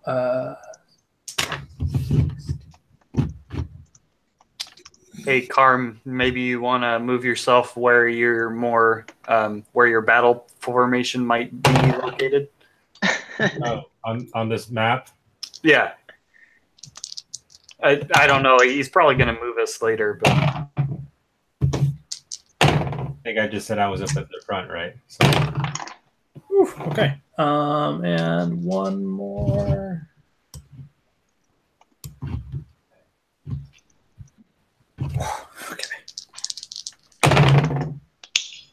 I like it. Right. Yeah. So you guys have gotten yourself all in a nice formation on this other page. Other page? Okay. I don't think there's a cool way of, like. Maybe there is. Maybe there is. Oh, how cool is that? I could copy your positions on the other page, and it kept track of them when I moved you. That is cool. I'm going to turn on some light. Be 1 second. Okay. I'm pretty torn because now Veneer knows where all this crap is, and you guys have no idea. And I haven't seen it yet. I don't have a way of letting him see where everything is and not letting you guys see where everything is. I guess I kind of do. I don't think you actually put me on that part of it yet. Yeah. So what I'm gonna do is I'm gonna put you on this one first. I can just pretend I don't see him. And then try to hide everything. I don't know how to do this. We can I just assume that we don't see him. Yeah. Oh, okay. I guess that's what we'll do, just for brevity's sake. Yeah. Hey, I see cocoons. Wow. Oh my gosh. Oh, geez. Wow. Alrighty. 1 second. My roll 20 just went out on me. Yeah, I was going to say, I think we're missing someone. Just died. Okay, how about while Veneer gets Oh, right, because Lissa's not here. Right. She's stuck back. I forgot. So I guess I'd be. No, I'm not going to be in a line. How stupid would that be? Lightning breath. okay. So That's a line, you idiot. all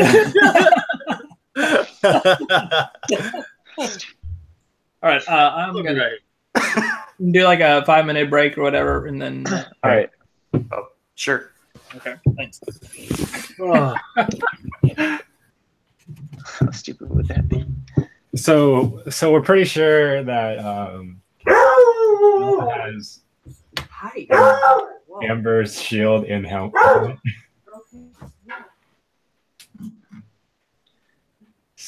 And she's trying to sell it. Why would she need to sell that stuff? Huh. You guys are about to see some awesome archery here. As Yeah, I just whatever. Running out, killing them all. You're gonna slay them all. I predict that Noah will die It's gonna be first. It's gonna be Again? like Robin Hood.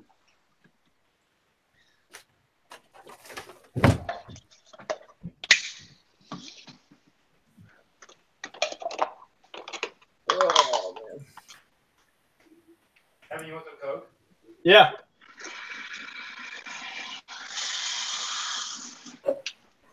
Heroes never die. You know what a terrapin is? Me? The turtle. Nice. Yeah. Have you ever heard of the Maryland's mascot is the Terrapins? Was it really? Yeah. I was playing HQ. Got out of that one. I was like, what? I was like, it's not a bird, because Terra is usually land. Terra is a word thing. Or land, whatever you call it.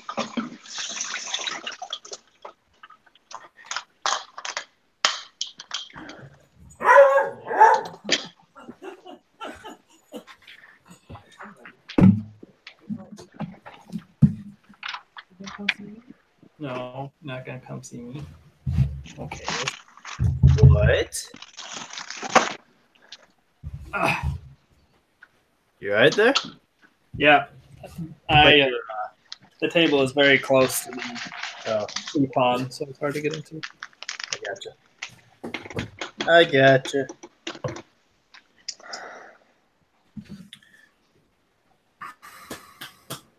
Hey, buddy. Hey, buddy. So this, if I have the idea, this path is like sunken down a couple feet, right? That's the right idea of it. Like it's kind of like a big rut. Pardon me. It's kind of like a big rut. Obviously, No, so the path, the maps, again, I have a hard time with the battle maps because, they're never exactly what you want. Yeah. So the path is not as clearly defined as it is in this one. Oh, okay. It's more just like the grass is deader and thinner, but it's not like mud versus grass. The ground, like there's a slight decline, because those mountains are still to the north of you, and you're kind of on the foothills of them. So in general, there's a slight like ramping downward as you move south, but it's not. Mm-hmm. It wouldn't really affect combat in any way. Okay. And we can't see these cocoons, right? They're above us. They're all 30 or 40 feet up in the trees. Okay. And your passive perception is not fantastic. So My 11 passive perception.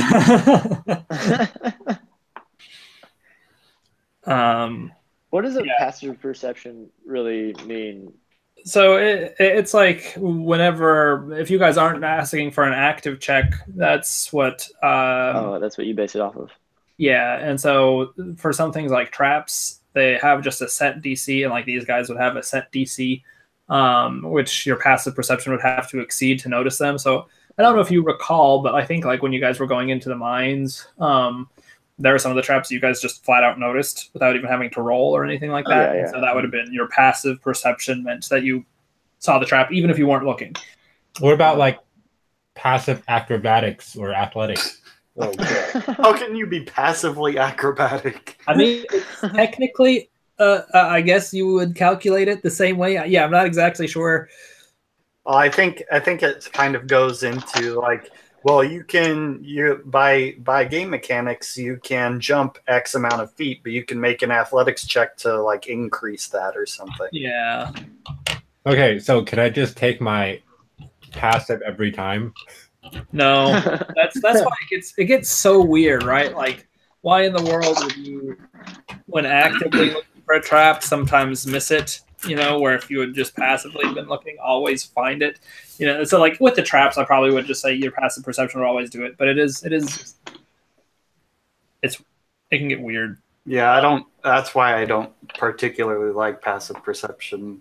Yeah, one of the things that I like, or one of the suggestions I saw, which, you know, if that becomes more of a thing, is probably what I'll do is essentially the DC for the passive perception will be higher than it would be for an active one. Like, oh, you're passively seeing if you notice a secret door, that's really hard. You know, like you'd probably need a passive perception of like 20. Whereas if you're like actively looking, okay, I mean, so obviously it's already on your mind, so maybe the DC is 15 or something like that. Is it even possible to get a 20 passive DC? That's ridiculous. I think, doesn't Seth's character have over that already? Because he took. Oh well, he took that feat, I suppose. Yeah, he does have over that. Yeah. Different. But naturally, like straight vanilla without feats, I don't even know if it's possible to hit that. I guess if you were proficient and your proficiency modifier keeps increasing and you keep pumping your points into wisdom. Yeah, I don't. I'm not sure how that would work. That's okay. what I'm doing. So last time I figured this out. Let's see if I can do it again. There is a way to. Okay, great. I'm gonna take my passive initiative. Yeah. Heck no, you're not. And my passive initiative would be 15. I think mine's at 20. Okay, go ahead and roll initiative now because I have some rolling to do. And, Got a 10. Where's my thing? Can I roll again? No. Oh, okay, what the hell was that? That was initiative advantage. I have a 9.5. I don't know how the hell it Making up rules. Divided by 2. Oh, it actually. I think they changed some functionality. They because it actually performed a divide operation. I think. What? That's weird. Stop cheating. Stop cheating. No, it still did a thing. What's my Dex mod thing? I'll figure this out. Okay. No. Kevin always goes last. Noah, you need to just try to get rolls for everything because you are I'm rolling. telling it right now. Just lie, cheat, and steal for everything. Yeah. I always get $100,000. You can probably get these guys to give us the wagon and the horses. Yeah, we probably could.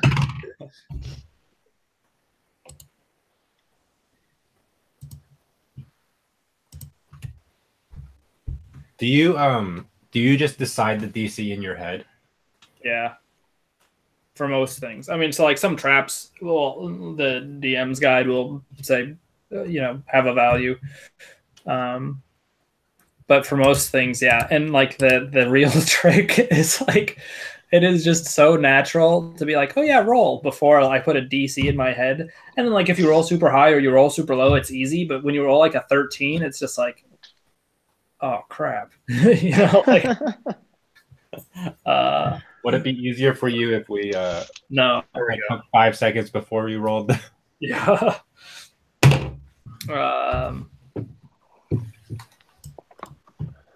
Yeah, so, I mean, they have all sorts of things which they say, so this would be a DC of this. And like checking for tracks in the mines, which you guys did once, by the way. They had DC for that sort of stuff in the DM's guide. So okay. Well, we only checked it once because we knew someone was going to run over them anyways. We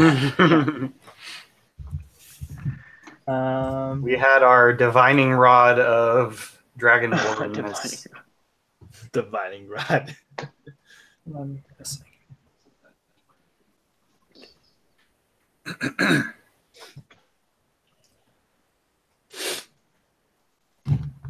Why do I keep getting 8? Gosh. Okay, so have that guy. Have that guy. You don't do proficiency in an initiative check, do you? No. I didn't think so.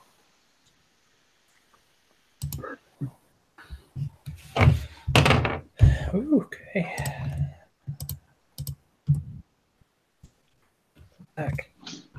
I can fix the view of that. Then this is. I don't know what it was calculating. That was really weird. And How's initiative calculated? It's just a D20 plus your dex mod. Oh, okay. Always Dex? Yeah. And how's the fire? Oh, did you? I suppose you may not have had the time. Did you ever figure out if Galandan had that necklace? I didn't. Sorry, it was sorry. on my to-do list, but Yeah, I know you got busy. it wasn't. Oh man, Veneer, what's your dex modifier? 4 now. Yeah, Okay. I believe so. Let me check. Yeah, it's at 4. Okay.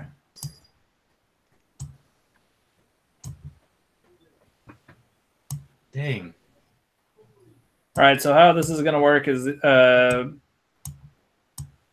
well, actually, shoot. Is there? You guys aren't being stealthy at all, so there's not like a passive stealth or anything for me to do. Oh, this is not good. Yeah, can I go stealth? I don't think so. Okay. This is interesting. Let's see. We're about to throw down. Okay, so the way that this is going to work is essentially all of these people are aware of all of you except for Veneer, and you aren't aware of any of them. So they would technically, I believe, get a surprise round on you guys. Oh my gosh. I don't think so. You don't think so? That's a lot. So the way I was just reading about this today, actually, the way it works is you get initiative for everybody and everyone gets in position. So we've done that. And then essentially you go through the first turn, but if you're surprised, you can't move, take actions or reactions or bonus actions. So it's essentially like you don't have a turn until the second round. So we will Wait, begin. do I have a turn or am I surprised? I guess So I'm Veneer, surprised. you'll But I'm you probably know gonna these go guys before. are around, so you're not surprised. So you'll Yeah. get a turn. However, you don't go first, even with that 22. Oh, Oh man, so I should have. Actually, Wait, I let wanted to me yell roll these surprise. let me roll perception for these two guys to see if, or something, to see if they would notice you. well, boys, I'll see you guys back in Whoa! the battle menu. Okay, one of them does notice you because he got a natural 20 and he gets a +3 to his perception. I'll see you guys in the title menu. The other one does not. Okay. All right. So, combat has started. Although most of you guys don't know. Oh man. And the first thing that happens is you hear like a burst, like a ripping or a bursting as one of a cocoon shatters open. And Veneer, you would be aware that it happens to be a red cocoon that just burst, but no one else was cognizant of that fact. And Can I hear it? Yeah, you hear it. So you all hear, something happening above you, and you look up, and so that's essentially, what is going to break your surprise. You're aware that something is happening now, but you can't react quick enough on this first turn. Yeah, my passive acrobatics is. So that's gonna go away, and I need to switch back to this and do. So you guys can't see anything right now, right? Nope. Correct. Other than those cocoons. Okay, great. 60.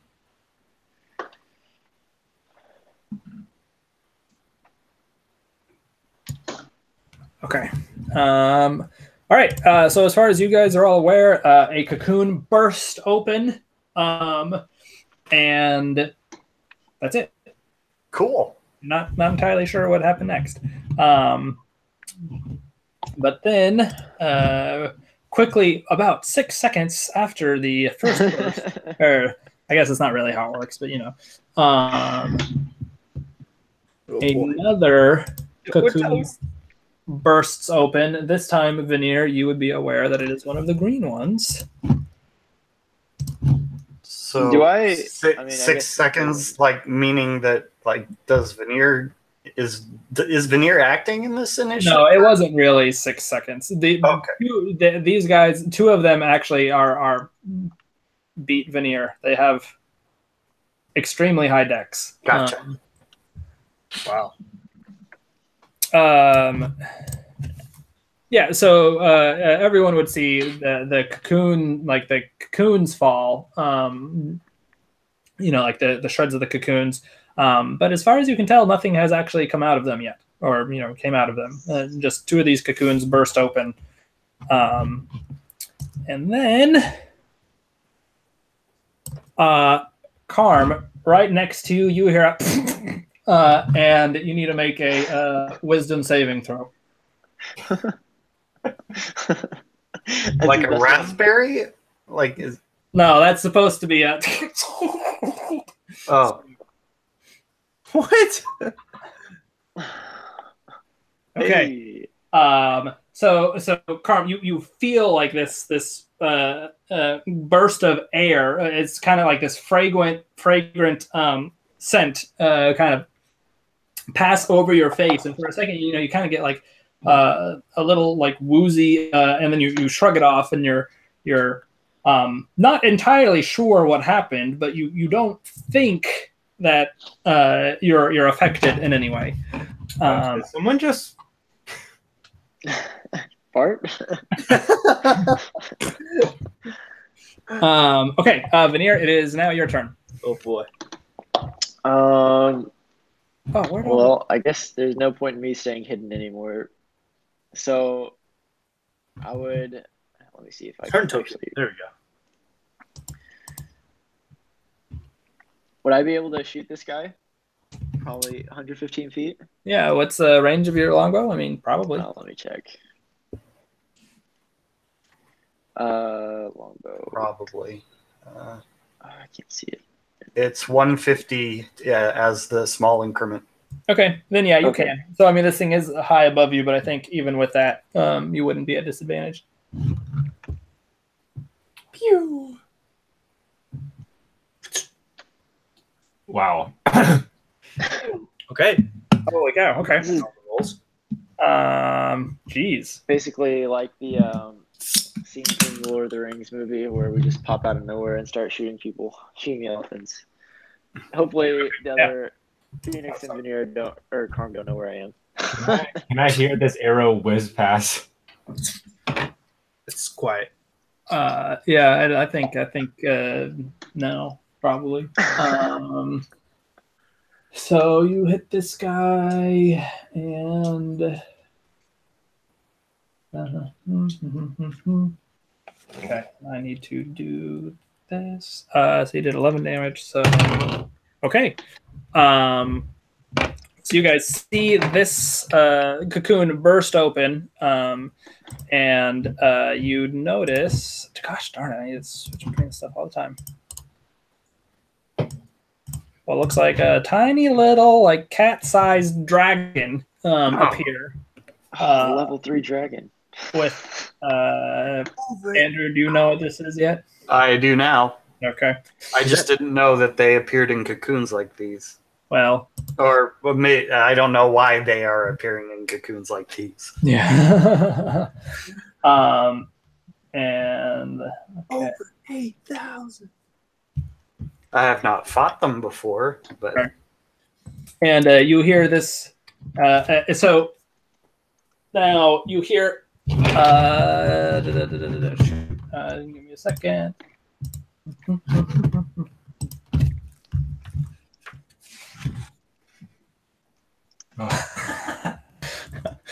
You hear. I'll tell you why I laughed later, but I can't do it now. So it's not working. Okay. You all hear. I Batobot Outh. What? Which, yeah, to most of you was like, what the heck? But Phoenix, you recognize that. Oh, hey. Draconic? Draconic it is. Yeah, and okay, so Veneer, what else are you doing on your turn? I'll just stay right here since I'm probably still a little bit hidden. Okay. All right. Just chill. It is now. Oh, it actually happens to be this guy's turn. So you guys are all kind of looking at it, but it quickly turns invisible or disappears from view. Who knows exactly how? Does it have an arrow sticking in it that's visible? The arrow would also turn invisible. Dang it. I'm counting that as equipment the dragon is now wearing or carrying. All right, and so this guy is going to kind of head over here, and then you hear a scratching. Okay, and you see this cocoon rip open. Man, so much going back and forth between different layers. And this time you see a bunch of spiders fall out of this cocoon. Which one? No! Small little spiders. And float to the ground and they land unharmed. Okay. Oh boy. Unharmed? Like, is this a swarm of spiders? Yeah. Have the right to bear arms. Where are they? They're down, they should be visible down here now. Do you see them? I see. Is it a red dot? To the Yeah, top there's a red dot on them. It's like kind of. Oh, okay, there it is. Yeah. Okay. It's just a very big map. Yes, it is a big map. I thought you would appreciate that since you always seem to find your way off of my maps. So this was for you. Yeah. So that I can stay on your map. Okay, and so now it is this one's turn, and what all is actually here? Okay.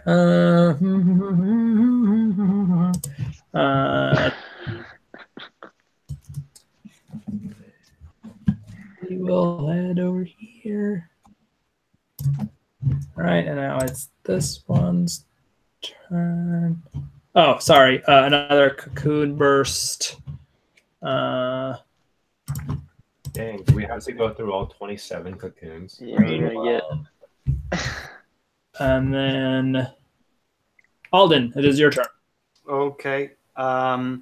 I would like to use my bonus action to switch my active discipline to be the one that does not impose disadvantage on my ranged attacks at maximum range. Okay. And I would like to use my action. Actually, how far is this swarm of spiders from me? Whoops. That's grab, not ruler.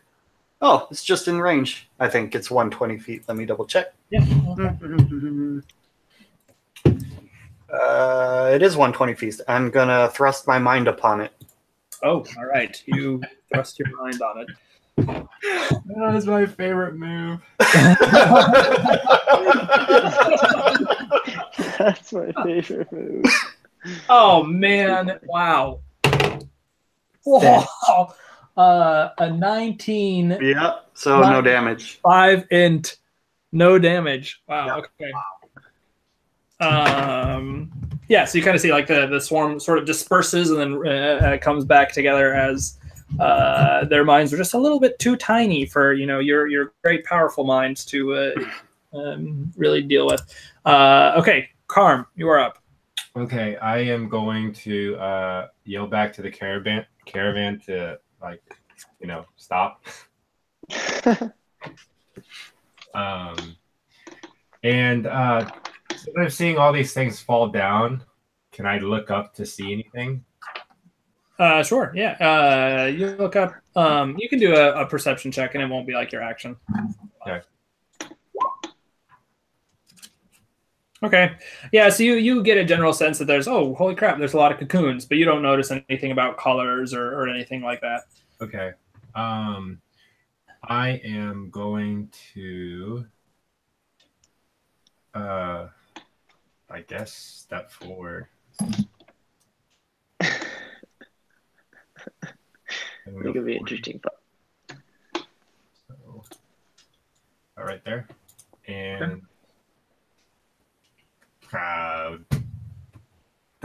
do nothing. Or like take dodge or something. Oh, I guess I could do that.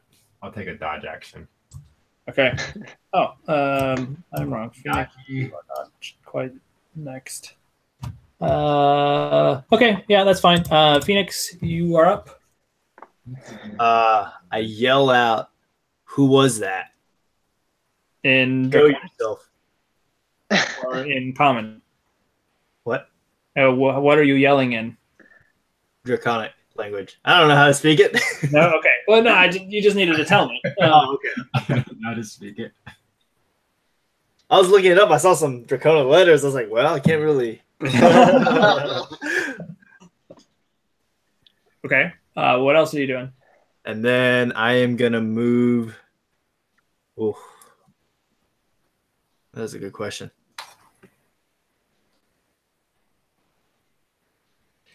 Okay. I'm gonna move right there and take a dodge action. Okay. Actually, what would I do? Okay, yeah, that'll work. We'll say before you do that, I should have probably done something. Which do I need to move back? No, don't take it back yet. Let me see. Making up DCs in your head. Don't take it back. You're dead. You're actually. All right, no, that's fine. Perfect. All right. No, you don't hear anything at this point. All right, now this time, one more cocoon bursts.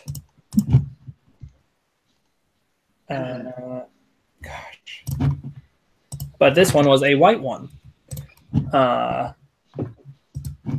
and you all see temporarily as this spider. Do you guys see it on the map? No.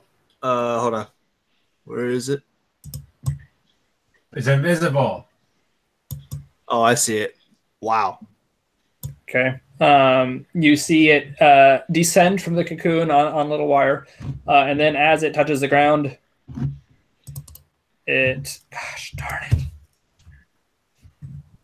I need a bigger screen. As it touches the ground, it blinks. What? Yay, I love these so much. Thank you, Philip. Spiders. Oh my gosh. You're welcome, Andrew. Just for you. Okay. Let's go the long way, guys.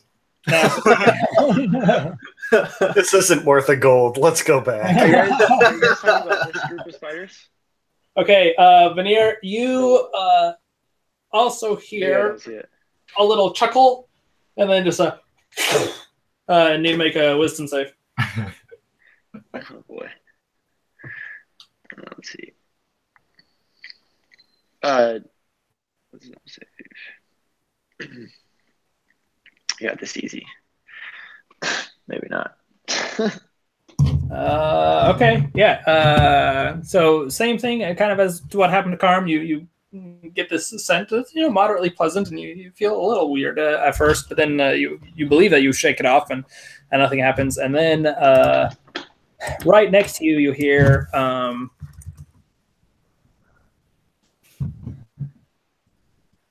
here. Qui confin Sheffer Jailier.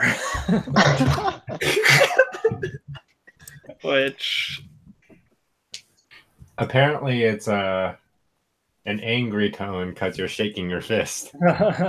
Did you make up a bunch of nonsense sentences for today? Phoenix understands. Are you sure that you need to make it a little? That doesn't sound draconic to me. Well, there. I mean, so the one that you saw temporarily, right, was the size of a cat. So it's not going to be like "Qui confin Schaefer Jallier" or anything. "Qui confin Schaefer Jallier."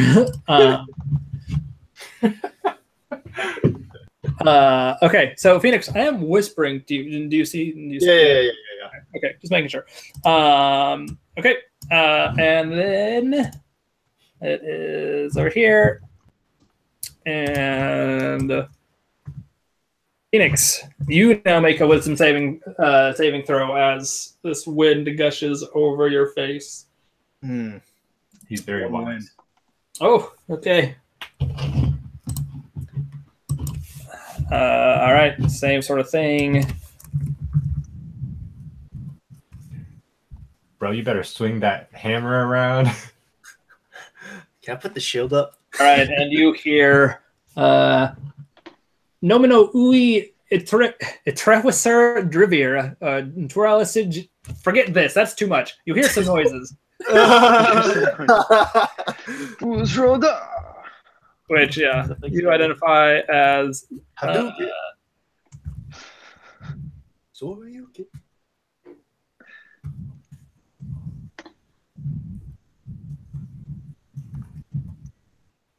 okay.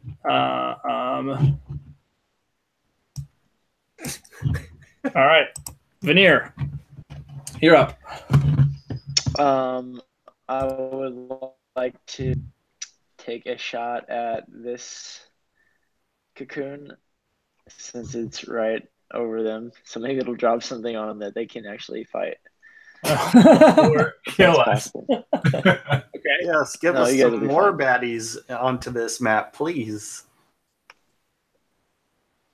I'm dead. It better not be spiders. Okay. Or he can miss. That'll work too. No, I mean, so it's a stationary cocoon, right? So let me write something down real quick.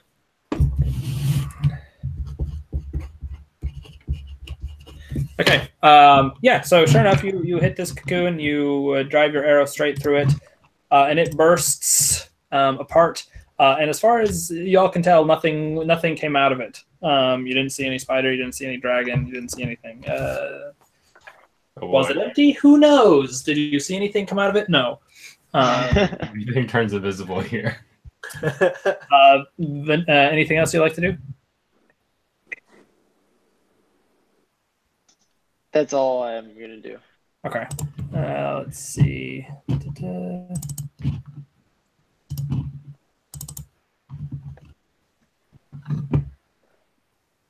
All right.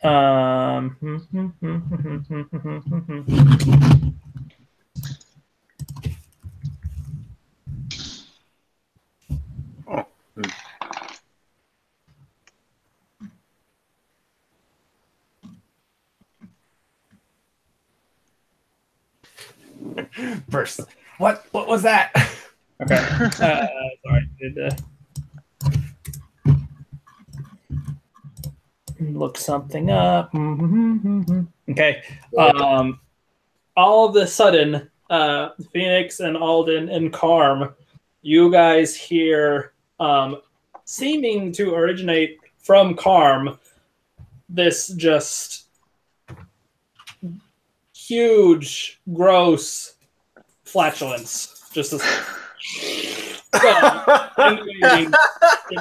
right from Carm, and then you just hear this cackling giggle, just running away or moving away from Carm, kind of up to the north and the west, away from him. What? Is it a stinking cloud? No, as Carm does not seem to smell anything. Carm doesn't smell anything. Awesome. Oh my word. Did Philip freeze? Frozen. He's frozen. Oh no. Well, it looks like this was a short night. Oh, he's back, sort of. That's better. You dropped. You dropped for a sec. Yeah. Okay, well, I'm back. Short night. All right. Now we hear Phoenix. You hear a voice emanating from you, or not from you, but just north of you, and kind of. Wow, that's what that is. You cut out again. We didn't hear any of that. Oh, really? Yeah. Something about I hear voices emanating from north of me. Yeah. Okay. And you need to make a wisdom saving throw. We're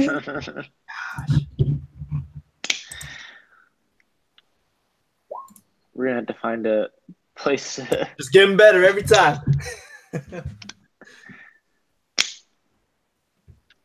There it is. Oh man. Okay.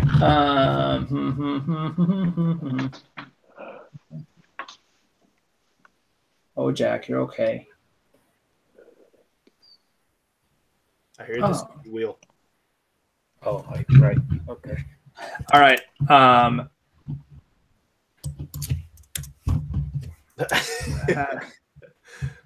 So, Phoenix, what you heard was. Oh, whoops. Wasn't done. Well. But you successfully resisted this suggestion. Oh, so that's what this is going on. Okay, and now, this time we have another one burst, and this one, Veneer would see was the purple one. Okay, and Alden, it is your turn. Okay. Bonus action, I would like to cast Precognitive Hunch. Okay. And- Oh, shoot. You know what I forgot to do? No, Sorry. I don't. You're fine. And I would like to thrust my mind upon the swarm of spiders. Okay. Yeah. Ooh, that's good damage. Come on. Okay. Oh yeah, they definitely do not avoid that. Hey. All right, you see the kind of the swarm of spiders. Again, they disperse, not really sure what's assaulting their mind, and when they come back together, you see a good a third of them lying dead on the ground. Okay, yeah. Anything else you would like to do? No. Carm. Okay. Did I hear the voice was laughing near Phoenix? Yeah. And I probably should have clarified this for you guys. So there's the way that this stuff works.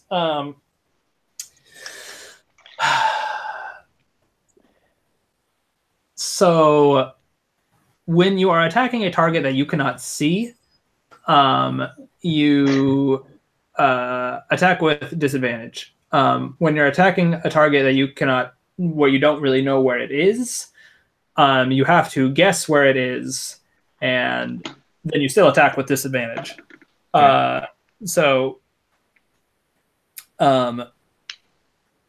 Yeah, essentially these things are capable, of laughing and then still moving, right? But you can attempt to essentially kind of flail wildly and try to hit one.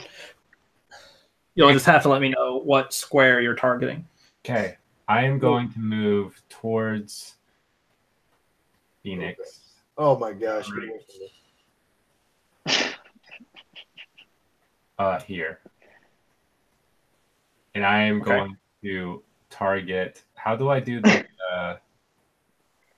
ping? Yeah, the ping. You just have the select button. Okay, Yeah, just hold down click with the select tool. right. What I actually usually do is I do the ruler tool, and I'll just do this to show the point of target. Okay. It's a little easier to see than like that expanding circle. Oh, I'm going to attack right there. Okay. So go ahead and attack with disadvantage. Okay, disadvantage. Coming right up. I'm going to use a short sword. Okay.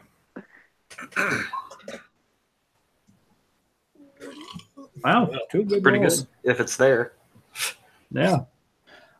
So you swing your sword, in this area that's near Phoenix, and you think you make contact with something. And you're pretty sure you did, and you hear this kind of this noise that Phoenix understands is basically you getting cursed out in Draconic. What did you say? But the creature is able to maintain its concentration, so it doesn't reappear. Do I know he made contact?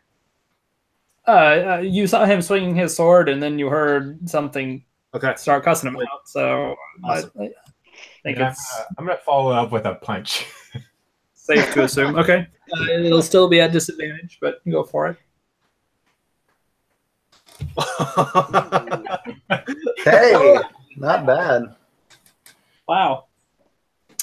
Okay. Yeah. So you you punch at the air above Phoenix, and you actually you make another connection with whatever this invisible thing is above you, and you hear again. Well, I guess you can't really talk too many times in 6 seconds. Hey, buddy. Okay, but it does. So yeah, have that. It maintains its concentration a second time. It's half of the damage, or 10, right? Whatever's higher, Andrew. Mm-hmm. And so you still don't see anything, but you hear more, very high pitched dragony noises, which Phoenix understands. I should have just blew all my key points on it. I mean, if you successfully spotted an invisible creature, that's not a bad idea. Okay. Anything else you'd like to do, Carm? Did he feel an arrow when you punched it? I'm very annoyed right now. And I end my turn. Okay. You are very annoyed, and you have ended your turn. Let's see. These guys.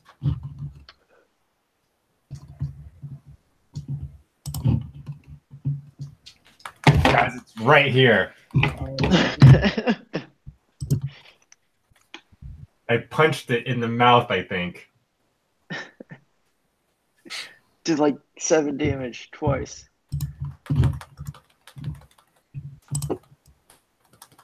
All right. It's not Carm's turn. All right, 2 more. The 2 orange ones burst open. We got a lot of invisible creatures. Yeah, we do. Invisible army. There.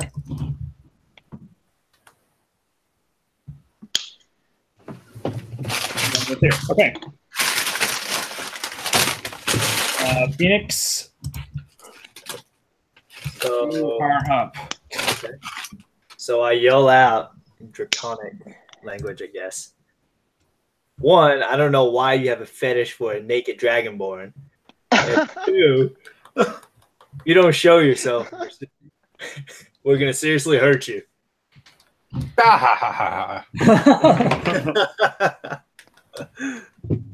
I think Kevin's gone insane. Or Phoenix. Stop yelling and hit this thing. What? Yeah, I don't think they can really like respond on your turn. So go ahead. All right, I'm gonna attack exactly where Karn was attacking. Okay, it is currently out of your range. Wait, No. is it not just above me?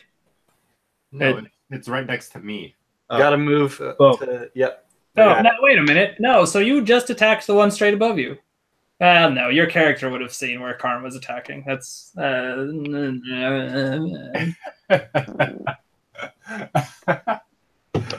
We can't see anything straight above him at all. So All right, I'll move. You said okay. right here, right? Right next to him? Okay, roll Ooh, perception for your character. That's a good call. Oh my god. Okay, yeah, you did not see where Karn was attacking. I'm sorry. You Well, move back. I'm moving back. Okay, yeah. You know, feel free to attack the area above you with disadvantage. With lightning breath. Hold on. yes, Let me think about that. it's actually Yeah. No metagaming. No, why not? Oh, I see. I didn't really understand what was happening. I knew you had said something was above his head, but I didn't get it. Yeah. What if? What do you think you're doing? You're attacking the space straight above you, just like you said. Oh, come on. Oh gosh. Oh, okay. Your sword arcs through the air, and yet it seems to not make contact with whatever it was. Not even the Oh, I see. Okay. Not even the tip. no in front of me. Tisk, that'll teach you to metagame. Oh man. Okay. Now.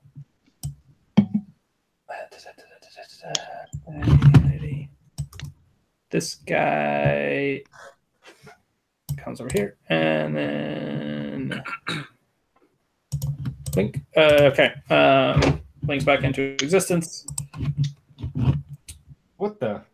And you see the spider reappeared, kind of nearing Karn. For anyone who did not notice, this guy is gonna come down here. I see the spider. Guy. Oh wait, let me see really quick. Okay, and then all of a sudden, around Phoenix, 4 glowing lights appear, kind of circling around him. Great. I'm excited, guys.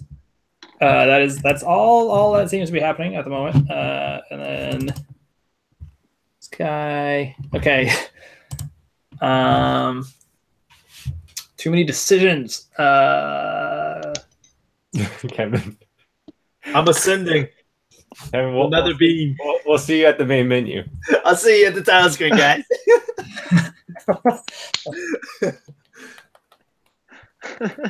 I'll go out. Do you want us to just swing and miss? yeah. We can just lose this game right now and start a new one. Okay.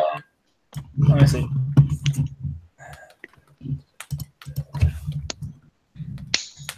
Phoenix, you hear some more draconic and make another wisdom saving throw for me. Oh. Yeah, buddy. Hey, better every it does time. just keep getting better. Oh my gosh. Okay. Better every time. All right, you hear that, but you also Can I successfully do like a reaction? I don't roll like that. this as well. For being so wise, you sure missed a lot. That has to go away. All right, Veneer. I will take another shot at this guy. In case you can't see him. The spider. Okay. Oh, so It's that's in what my that range, I believe. That is an abomination from hell, is what it is. It seems to want me. Oh, jeez. Okay. Yeah, I'm afraid. Just flying everywhere. Yeah, you attack at it, but it glances off of him without doing any damage. Oh, what the heck? This guy is. Pay no attention to what's about to happen. So that's what you're doing, Philip. Ah! Oh, Damn it! What just happened? How did you miss that? Okay, let's see. Wasn't aiming small and missing small. Veneer, anything else you'd like to do? No, I'm fine where I am. Away from Kevin. Gosh darn it. Phoenix, will you stop resisting everything? It's that AC. Yeah. All right. A new Car, technology. make a wisdom saving throw. Oh, let me make sure that you don't like Oh, say earplugs. this thing real quick. Me? Yeah. Wait, so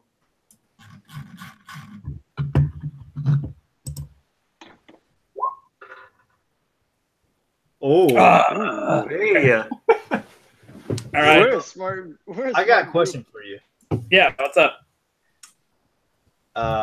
So your cast, if he doesn't understand the language, does it still work? What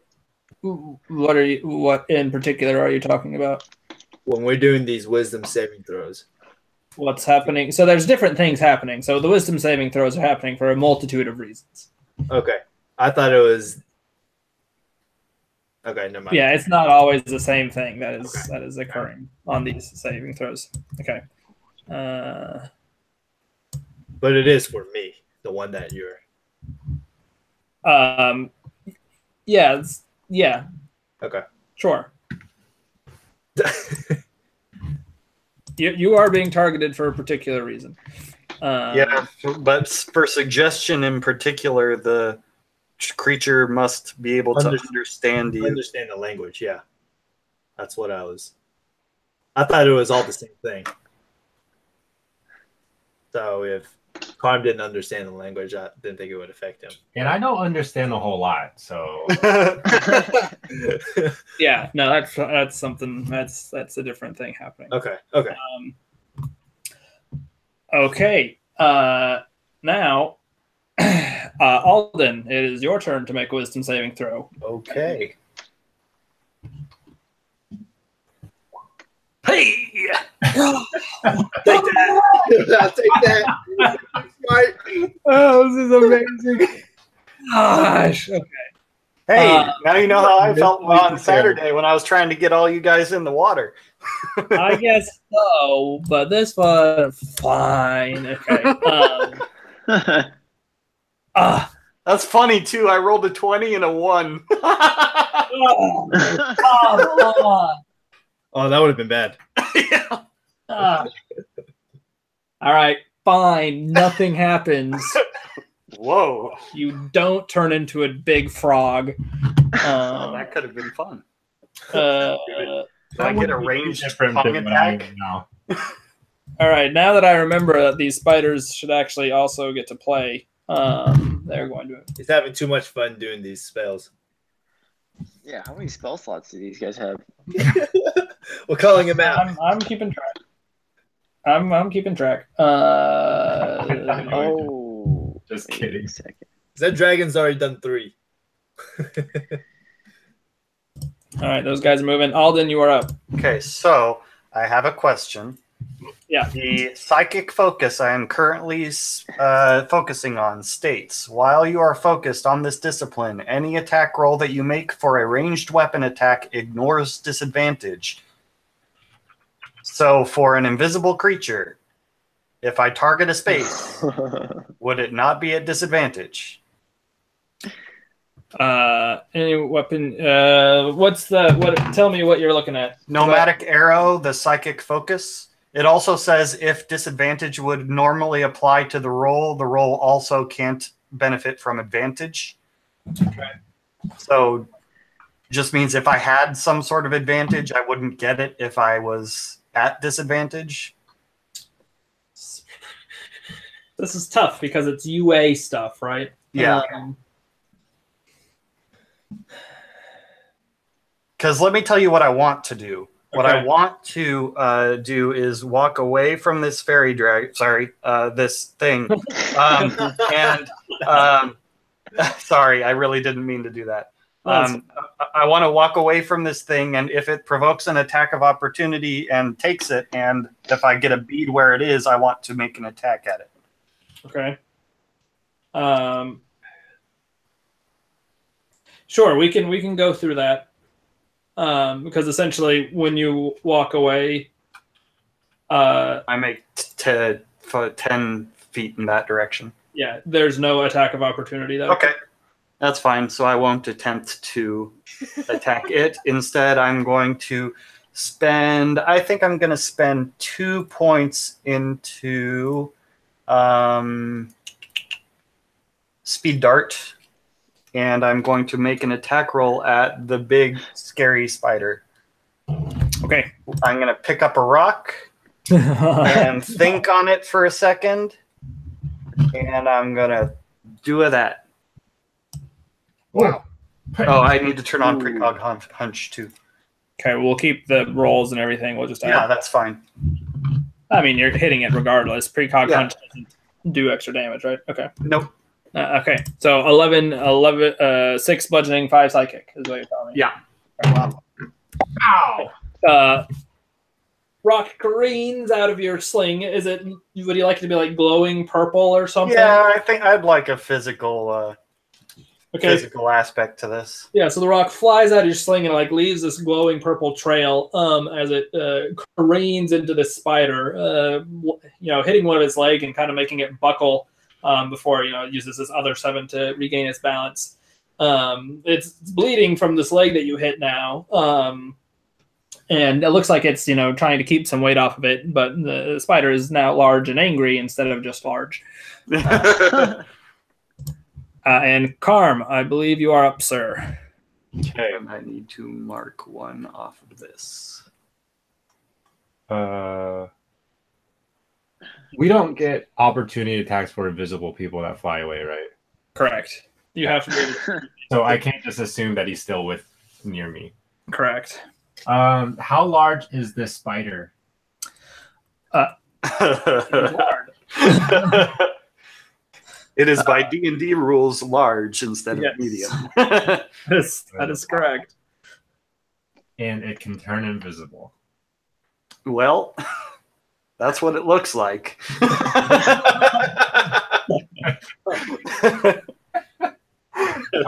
I'm going to run up to it. All right. Right there. And I can grapple it, right?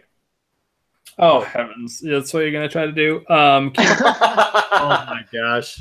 I think you're going to start doing grappling. I'm not sure if you can... I think you can grapple only 1 size larger, but not 2. Which large is just 1 size larger. Right, so I think he can do it. Yeah, I mean... I'm going to grab onto one of its legs. So mean.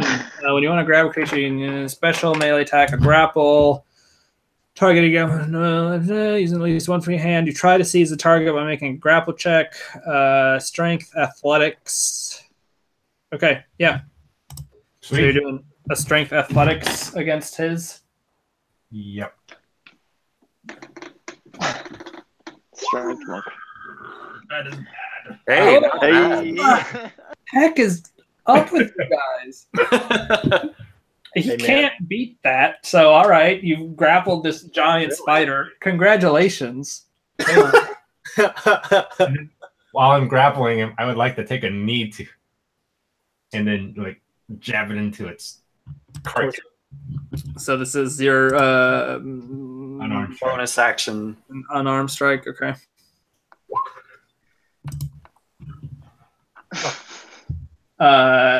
Yeah. So you jam your knee into this spider's hard carapace, and it's a little confused as to why it's being held on to, but it doesn't seem to do damage. I do have a question. Is there any point to grappling something? There's a lot of points to grappling things. Their speed goes to 0, so like if they're on the ground, they can't stand up, and everyone's getting advantage on them. And you can technically drag them like at half speed around. And this is most just what I remember from reading about grappling a long time ago. But there's like whole guides on grappling because it's a pretty ridiculous mechanic sometimes. Sweet. So he successfully got him to the ground, technically. Well, No, he's, not to the ground. he's held in place. Yeah, the spider Oh, can't okay. move. And I don't know. I don't know that we get advantage on him. I think that's the No. restrained condition. If it was prone and grappled, you would have advantage and it wouldn't be able to stand up, so you'd have repeated advantage, but you don't have advantage right now. Yeah, Okay. you're right. Wow. Interesting. Could you describe what this looks like? I'm just glad that this spider's not coming closer to me right now. Yeah, so Carm sees, this opportunity as the spider kind of recoils from its one leg that just got blasted by this rock.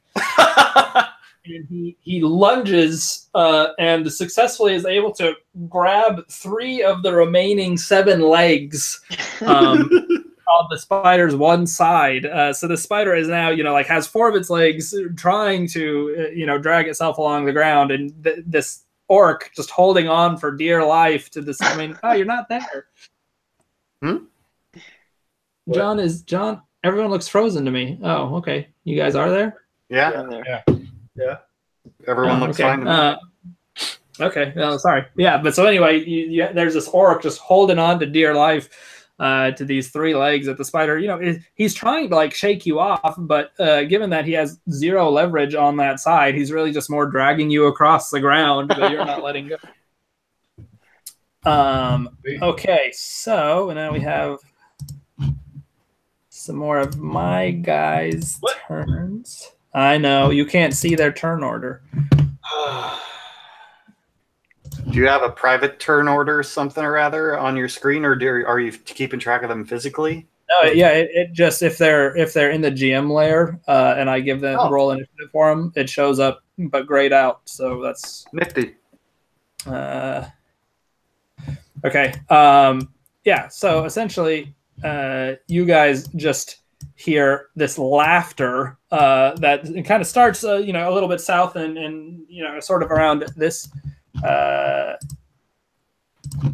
this area here, right?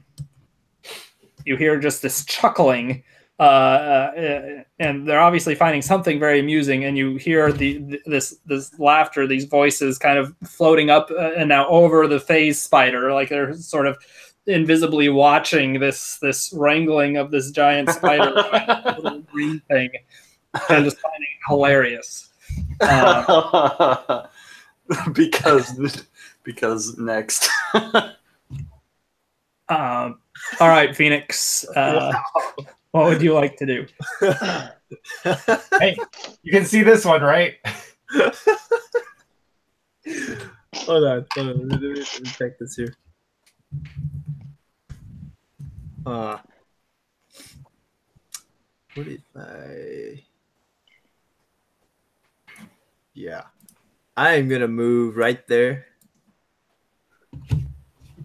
Oh, I rolled such poor damage on my psychic damage, by the way. I rolled a 2 and a 3. Okay, where did you move, Phoenix? Sorry. Where I'm at. 2d10. Wow, Okay. I can do a lot of See damage. this line that I have? Yeah. Lightning breath. Okay. He only uses. Would he have like disadvantage on his dex saving throw? I think, 'cause he's grappled. I'll check. It's not a dex saving check. It's a Constitution save. Oh, okay, that's different. Um, That's odd. I would have expected it to be dex. 7 plus A lot 1 of is damage there, Kevin. yeah. All right. So avoiding the taking learning from Galandan's previous mistakes, you aim along the side of the monster that does not have your friend hanging on for dear life. Lightning breath arcs out from your open mouth and streaks across this spider, which like a recoil, like his legs start curling up from this damage. He's not dead, but he's obviously not enjoying himself. And you just kind of hear this "whoa" from the voice. A universal sign of admiration. Okay. And now it is the spider's turn. I'm like really confused as are they like trying to actually hurt us or are they just messing with us? I'm gonna need a second here Oh, to no. figure out exactly. You're not. Oh no. I mean, I wouldn't rule that, but it's up to you. I'm trying to figure it out. Move away real quick.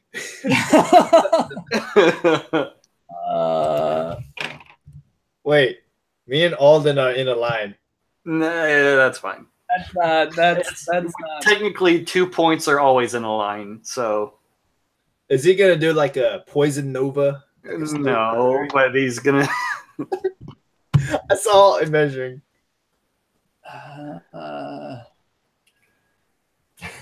How come these Dragonborns only use their lightning breath when their teammates are nearby? Yeah.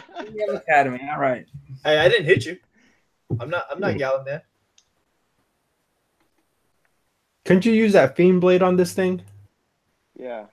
I thought about it, coming close, jumping on top of it, and stabbing in the head, but then I realized, well, it's probably gonna do something like a boss spell, A boss spell. But so you decided to do your 7 damage instead. Yep. Did a 7 damage or miss? Okay. Yeah, I think you're right, Andrew. Okay. Okay. Yeah. So Carm, you're holding on to these legs. And the spider is thrashing about, trying to get rid of you. And kind of in a last ditch effort, it thrusts. It uses all of its remaining limbs to try to roll over on its side, and it manages to lift you a few feet into the air off the ground. And then the spider disappears. Wait. And But Carm falls to the ground. I was gonna say he doesn't remain in the air, does he? No, he does not remain in the air. Falls to the ground, like the spider literally just teleported away. Nothing to hold on to. Nothing. What?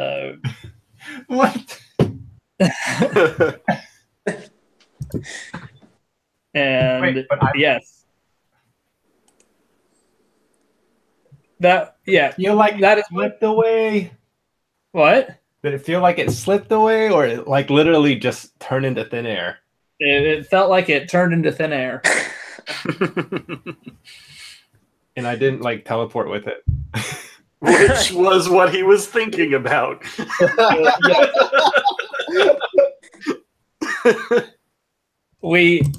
The rules, the consensus that I was able to find in those 2 minutes were that this is how it should play out. Or, boy, things could have gone in a very different direction.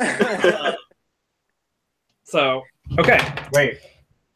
Okay, never mind. You're gone forever. Well, All right. let's say he's doing title menu. So as that happens, you guys are still kind of getting this commentary from the peanut gallery, and you hear this like, oh, I'm really annoyed now. from the floating voices. Let's skip ahead.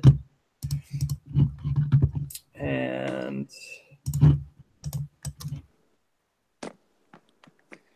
all right, Phoenix, the tiny spiders are now attacking you. Oh shoot, no, they're not. They're just getting real close. They can only move 20, not 30. All right, cool. So yeah, they're just hanging out there. Alden, it is your turn. I would like to put 1 point into speed dart, and I would like to pick up a rock. Rather, I guess I pick up the rock first, then I put a point into speed dart, and I'm gonna throw it at the little guys. Okay. And speed dart. No, that's a dart. You can keep the attack roll, I guess, but well, actually, it's the same damage anyways. Sure, I threw a dart instead. Okay. So 14 to hit. Meet it to beat it, right? So yeah. So you hit these guys. Oh, 14 to hit. You definitely hit these guys. But now, so this is 6 piercing. So that's just okay. They take some damage. The dart itself doesn't seem to be quite as effective, but the kind of the glowing after effect, seems to kind of make up for its lack. As now well over half of these tiny spiders are dead. And I'm gonna 5, 10, 15, 20, 25 go right there. Okay. Karm. I'm gonna walk behind this thing and start using the flat part of the sword and whacking at the pile of spiders.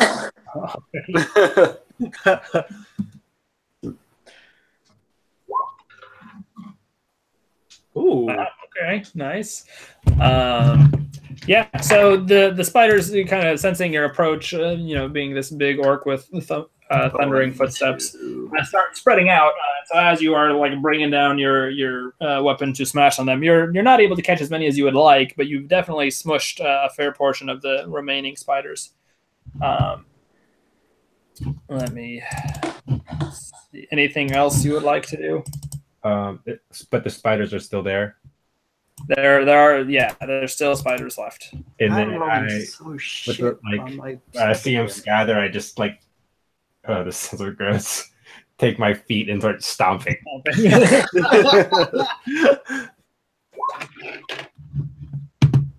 Wow. Okay. All right. Yeah, you get a few more. They're not all dead yet, and you probably got a few hanging on to your feet there. But hold still. There's very, very few left. Phoenix, we're gonna skip ahead to you. All right, I attack the spider as well. All right. Wow. Okay. Phoenix, you finish off the spiders. Yep. And so those... I yell out, "Are you not entertained?" In draconic language. Kind of like this and going, just going in circles. There's a chorus of cheers coming out. I'm going in circles. Understand you. And then I just go back down. Like we're all just like cockeyed, like trippy right now. Like things are disappearing and reappearing, and then in the laughs, and then Phoenix started saying weird languages. With the sword. Nothing literally makes sense around. Okay. So you guys are sort of at this point, you don't see anything left to attack. You hear some disembodied voices that were cheering for Phoenix. You stand around for a while, waiting to see, like if that giant spider is going to show up. And some time passes, and it seems like you don't know where this spider is or what exactly happened. So and then- for time's sake, because I have 6, 12, 24 seconds left on my precognitive hunch. Okay. What would you like to do? Well, I was wondering if he doesn't pop up within 4 rounds, if that's what you're saying. No, he doesn't. Okay, so I'll take that off. Okay. And so like a minute or two passes, assuming y'all are still kind of. Yeah, I'll come back during that minute. I'll walk over here. Okay. Oh, hey, man. Still kind of at the ready. And then you hear some more disembodied voices up from above you, and again in a language that you don't understand. Oh, we're still in combat, right? Not. I mean, what are you trying to do? Translate at this point. You're trying to what? Translate. Translate. Yeah. That's. So, are you trying to do something in combat? No, I was wondering if we were still in combat. Okay, yeah. So you guys don't see anything to fight right now. So, as far as I'm concerned, combat's sort of over. But if you're trying to do something within like the combat mechanics, go ahead and tell me. Yeah. I'd like to do a backflip. I'm not sure that's combat mechanics, John. Oh, sorry. You should let him do it. Anyway. Yeah, you can. I mean, I would like to slice in midair with my sword just so I can like maybe hit this spider that apparently. I want to see this. Go ahead. Yeah, you can roll an attack. Natural 1, please. Natural 1, please. So I can say something. Okay. Yeah, you don't hit anything. And do you actually do a backflip? No. Oh, come on. All right. Okay, yeah, I'll do it. Okay. All right. Go for it. Athletics check. Or yeah, acrobatics. Acrobatics or athletics. You can choose. Oh, okay. 15 was the DC I had put in my head for you to successfully complete your backflip. Yeah. So it's not glorious, but it's a backflip, so it's pretty cool. So you like Phoenix here, a general, hey, way to go. I put my hands in the air. Can I be going through and start tossing rocks at the remainder of the cocoons? Sure. Tell me which cocoons. I'm literally just starting to clear from the back forward towards the west. Okay. So as that happens, then you just ping them at me. Okay. Whichever ones you're. This one's first. So, all right. One falls apart. Where are you going now? Hold on. That one. Okay. If there's something coming out, like I'm watching him throwing these rocks, right? Something comes out. Can I use? Yeah. Can we all just spell immediately and cast Hunter's Mark on it before, in case it goes? Essentially, trying to like ready an action using the combat mechanics. Yeah, that's fine. But so Alden, as you approach that one, I don't approach it. I can hit it from here. Okay. I'm using my sling. Okay. Well, I guess I need to make you do actual attack rolls. And I just figured, you're going to be walking up to these things, and I mean, obviously not up to it, but then over time. But essentially, as you start taking aim at this one, a voice rings out in Draconic.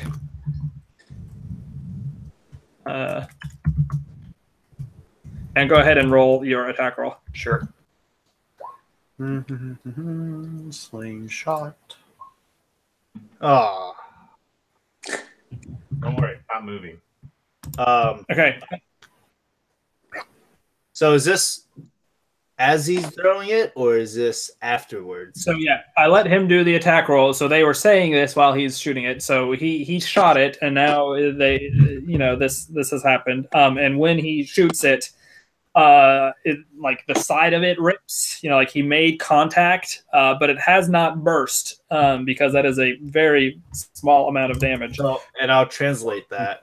They said, "Oh, maybe you should tell him not to shoot that one."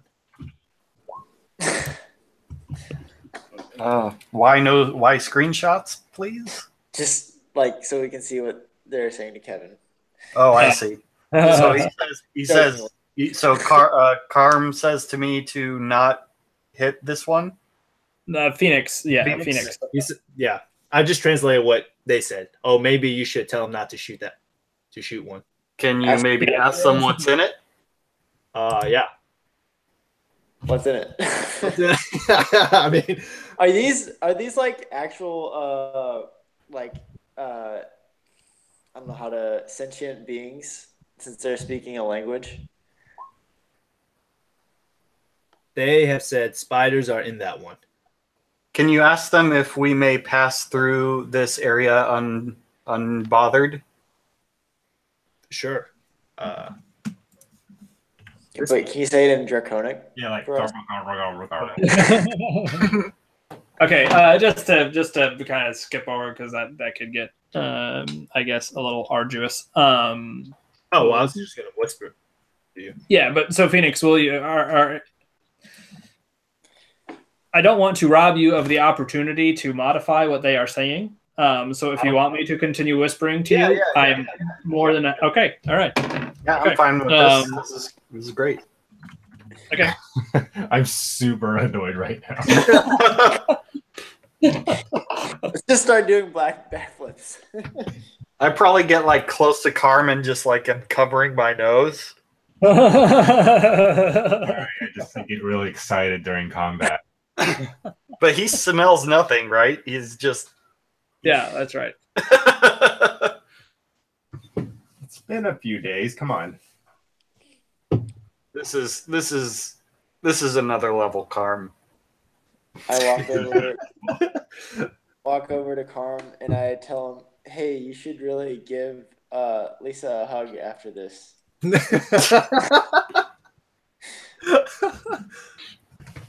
I don't know if we're like, She's probably been watching and really proud of you. Wait, you think?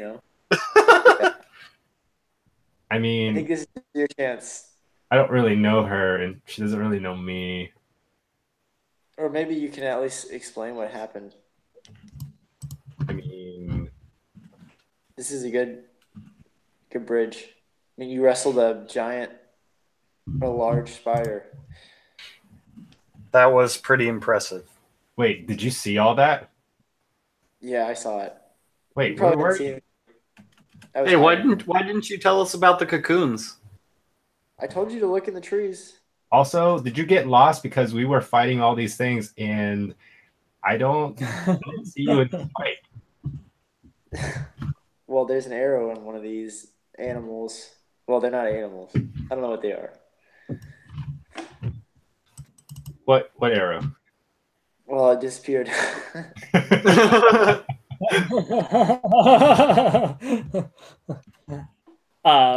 So yeah, as like the conversation continues, we'll have these guys sort of blink into existence, except for one. Well, I guess you guys wouldn't even know that. I throw a rocket one. No, I'm just kidding. It is the same color, yeah. Oh, he was in the same spot. He never moved.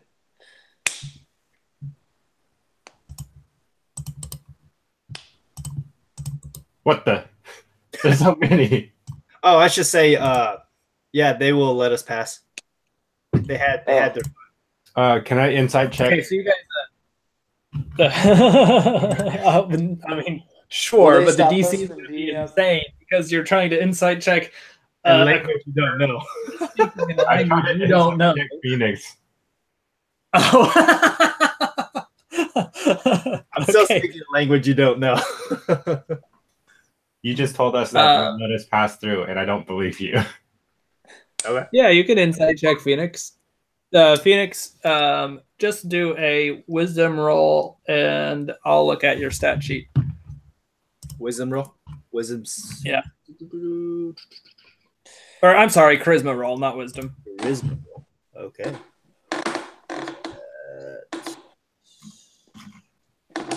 At the very bottom.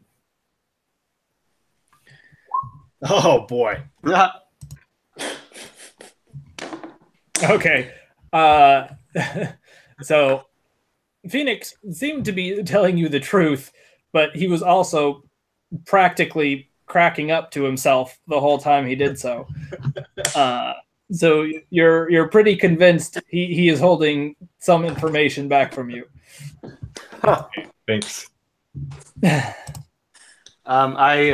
Now that I can see them, I speak telepathically to one of them and says, "Our draconic friend here said that you will let us pass in peace. Is this true?"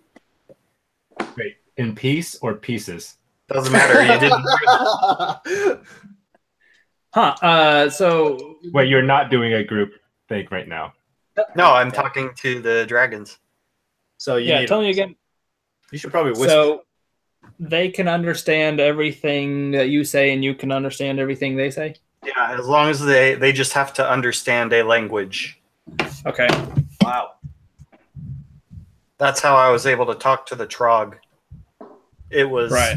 only like small amounts, but I was able to. Can I ask one of them if they want to come with us and be a traveler with us? It's pretty entertaining. Do you know Draconic, or what are you speaking to them in? I don't know. Are you asking me to ask him? Yeah, I tell Phoenix that. Hey, do you wait? What was your question again? Do they ask one of them if they want to come with us? Yeah, I'll translate that word for word. Wait, insight check. Oh heavens. Okay.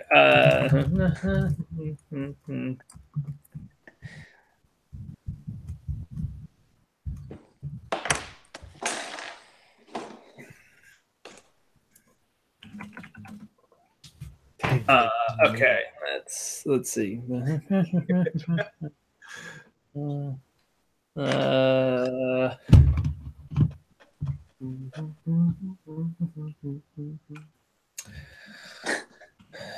Also, does one of them have an arrow sticking out that I can see? That I don't want to look over and grab it back.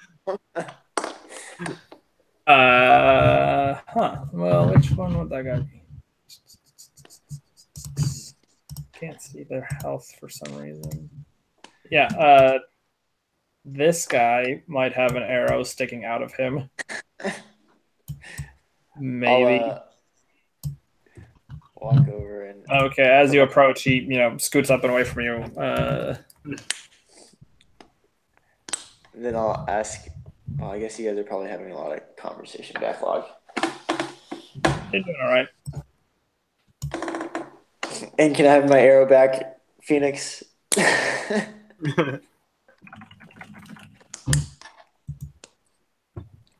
Okay, sorry. so at this point, all of a sudden, in what seemed to be one coordinated action, this one stays back, but these rest. And Karm, you can go ahead and make a initiative roll or like a dexterity check. What? What the? Holy shit! What? Just a straight dex? Oh my God! Carmen told them to do something. Yeah. Wait, what? Straight dex. Or rather, Phoenix told them to do Like something. initiative. I think it's just going to be your essential. Oh, initiative? Yeah. Oh, wait. It won't let me roll the initiative. You have to click on your token. Or you could just do a dex check. Like it doesn't have to be an initiative. It's the same as like your dex. Whoa. Okay. Nice. Well, these guys are also super fat. Well, super dexterous. So we'll see.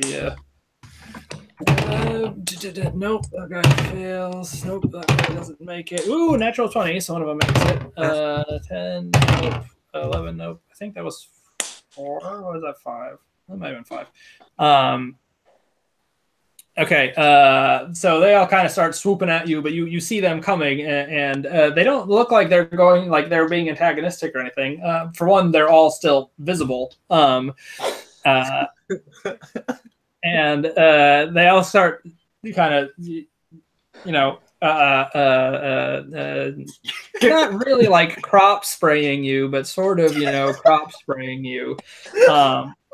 One of them, oh man. In getting you in the face with this, so you need to make a wisdom saving throw. Hey, I'm gonna move over here. But okay, so this is like with the inside check, knowing something's up. Yeah, I mean, you could have had advantage on your dex check. I mean, so like, wisdom, right? Yeah.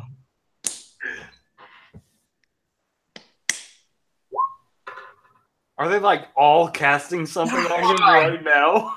Darn it! Yeah, but most of them miss. Okay, yeah. Once again, you resist any magical influence from these guys. Doesn't he have a disadvantage with? Can I return fire with the mustered up some kind of fart or something?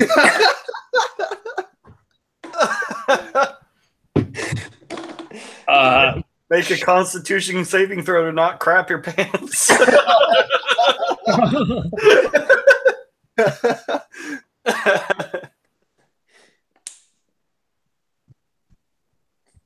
Oh man.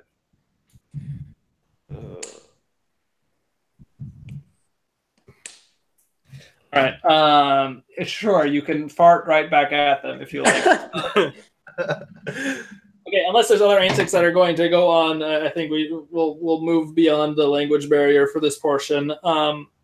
Essentially, yeah, they were just looking for a good bit of sport, and we're actually overall quite disappointed with y'all's performance, except for that crazy stuff where you grabbed the spider, which they thought was pretty hilarious. Because they wanted to have all sorts of fun with you, but you guys just resisted absolutely everything they threw at you, including making you undress, turning you into frogs, making hug each other, or essentially get Phoenix to grapple Karm in the middle of the combat. I would have resisted it. Yeah, Phoenix was the only one to their knowledge that could understand them, so they pretty much had to focus the more entertaining attempts at him, and he just resisted everything. Paladins, man. Yeah, but they still had a good time thanks to the crazy stuff with the big spider, who they're not a particularly big fan of anyway. If I had realized that one spider was so big, I would have made his cocoon a little bit more obvious. So I apologize for not realizing that until halfway through. I was surprised he pieced out. Yeah.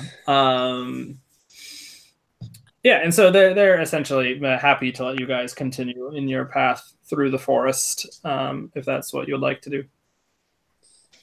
I tell Lissa that it appears the danger has passed. These creatures are allowing us safe passage. Okay. I just like the idea that these guys don't know that I can talk. For some reason, Alden is enjoying that for some reason. Okay. So Lissa shares that information with the rest of the caravan, and you see them starting to make their way towards you. They see all the floating dragons and see, they're pretty tiny little guys, but are pretty confused by what's going on. And, Emmett, kind of asks like, so wait, what, who are these guys? They're friendly. So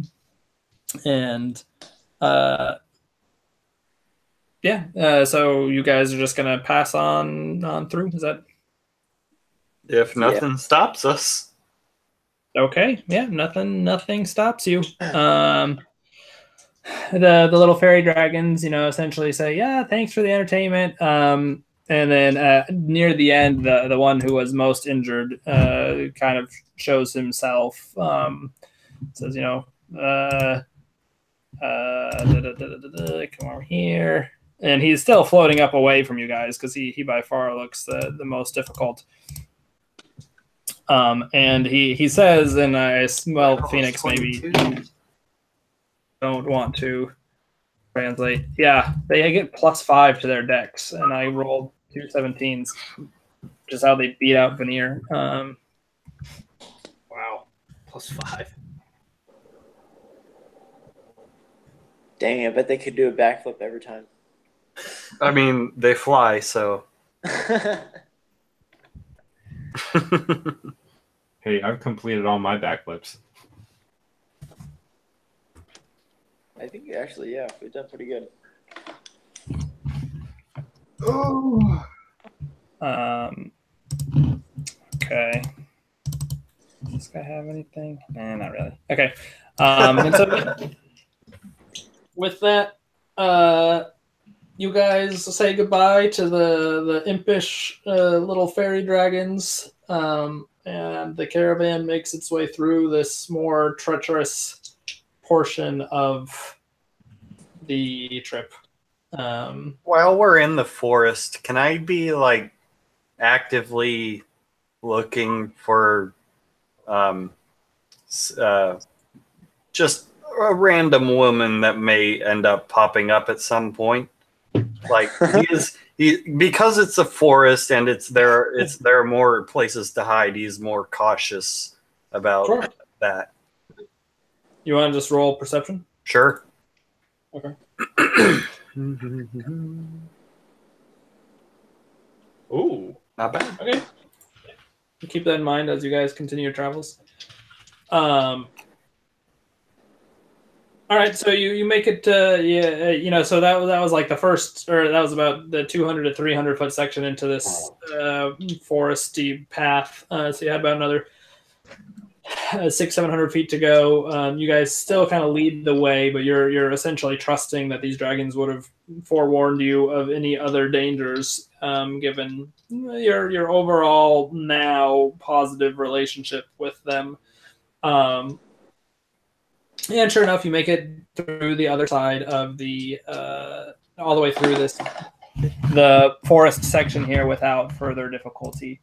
Once you're on the other side, you can see out in the distance what looks like about an hour's travel away still a small village. Looks like there's kind of a river running through it, a small pond in the center of it, kind of nestled up near the southern foothills of the Eston Mountains. The forest reaches close to it. It's outside of the forest. There's a fair amount of field between the two, but it is definitely neighboring this Talls forest. And from your current vantage point, you can see swampy waters beyond, which Alden, from your time in this general area, you would be aware that is the Dreadbog, so Hamel is kind of situated in between the Dreadbog and the forest, and to the north of it is the mountains. Dreadbog. Do we have to cross this thing? The Dreadbog is on the far side of Hamel, so you guys will okay before you get to the bog. That sounds like a place we don't want to be. Dreadbog? Yeah. Yes. Okay, so I have a little bit more for Hamel.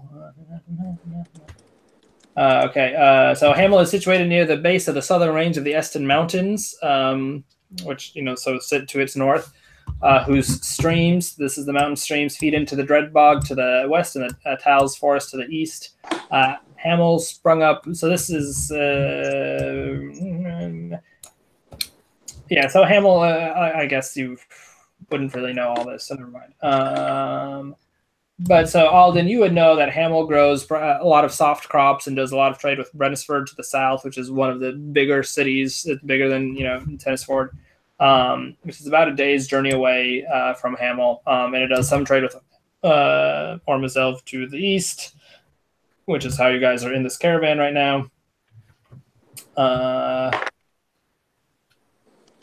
You probably wouldn't really know that either. And yeah, other than that, you just know of the number of rumors, the rip that you ran into and how things seem to have been drawing up between it and Ormond's Delve, and of course everything that Lissa is telling you about a cultish influence invading Hamel.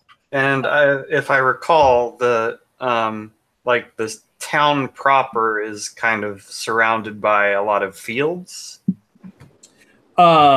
Yeah, so it's primarily farms around the outskirts. So yeah, you have Hamel. There's a small portion of the population of Hamel would actually live within the village. Like the 4 people that you are traveling with all live on farms that are outside of the village, and there's a lot more. So people would say that they're from Hamel, even if they're a good hour or more travel away, and they live on a farm on the outskirts. Okay. So it would be about an hour east of Hamel is where the Dreadbog, west of Hamel is where the Dreadbog starts. Okay. And the Talos Forest really kind of ends not right up next to Hamel, but it's like you can easily like make out the trees from Hamel to the forest. Like they would use it for their buildings and logging. It was one of the reasons that Hamel is situated where it is. Is lumber by chance one of their exports too? No. I mean, it's not a big deal. I was just curious. Yeah. Okay. So what I would like to do is actually pause at this point, because I know like typically let's get to the town and take a rest, and that's a pretty natural breaking point. But given that your interactions in this town may be more significant, I feel like might kill everyone. This might be a better time to call it for the evening. Okay. Oh, that's fun. Is there anything you guys want to do before that? I may think of some more questions to ask Lissa before she temporarily departs. But yeah, and that works out great too. So if you guys come up with more questions or whatever, we can definitely still role play additional travel time. Actually, while we're here, because we're in the company of people that we should not be trusting fully,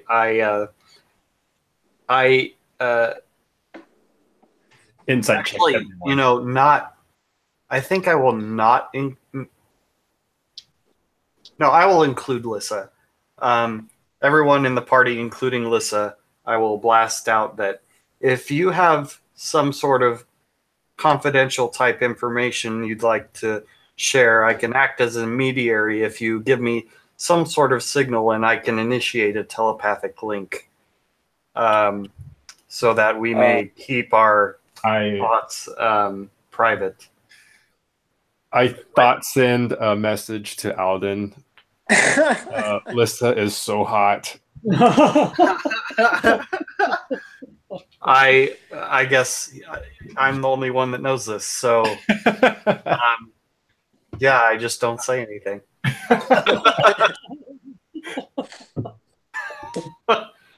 I think I maybe blush a little bit. This was not a thing that I was expecting out of this conversation.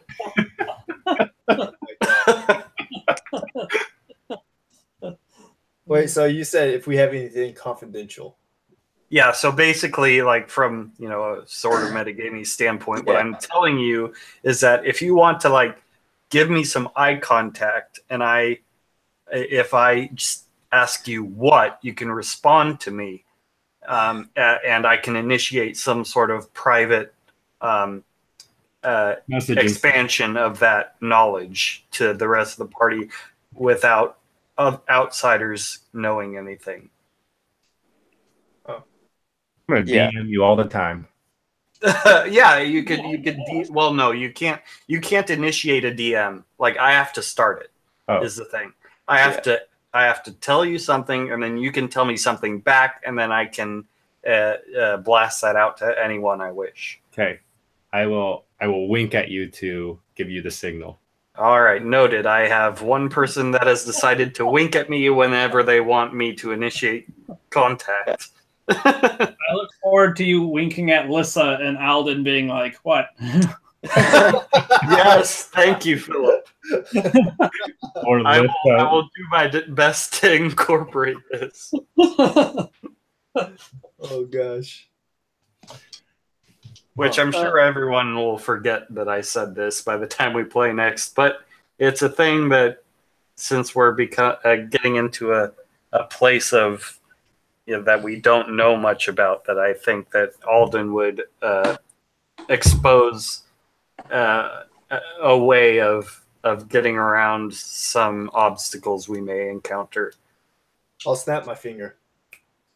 Oh, why would you do that?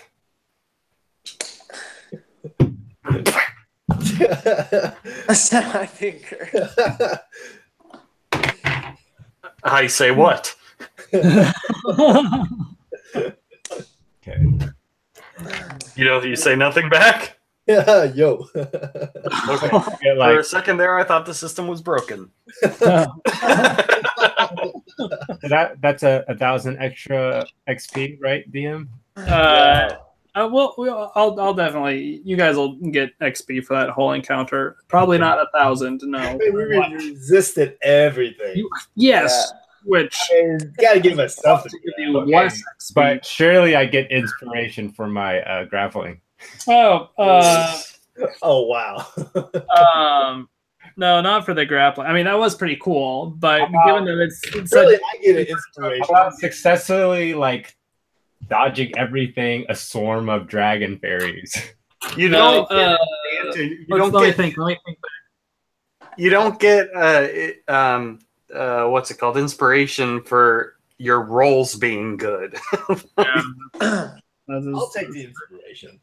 To be fair, also in my campaign, I've been trying to find reasons to give people inspiration. But I forget about it all the time.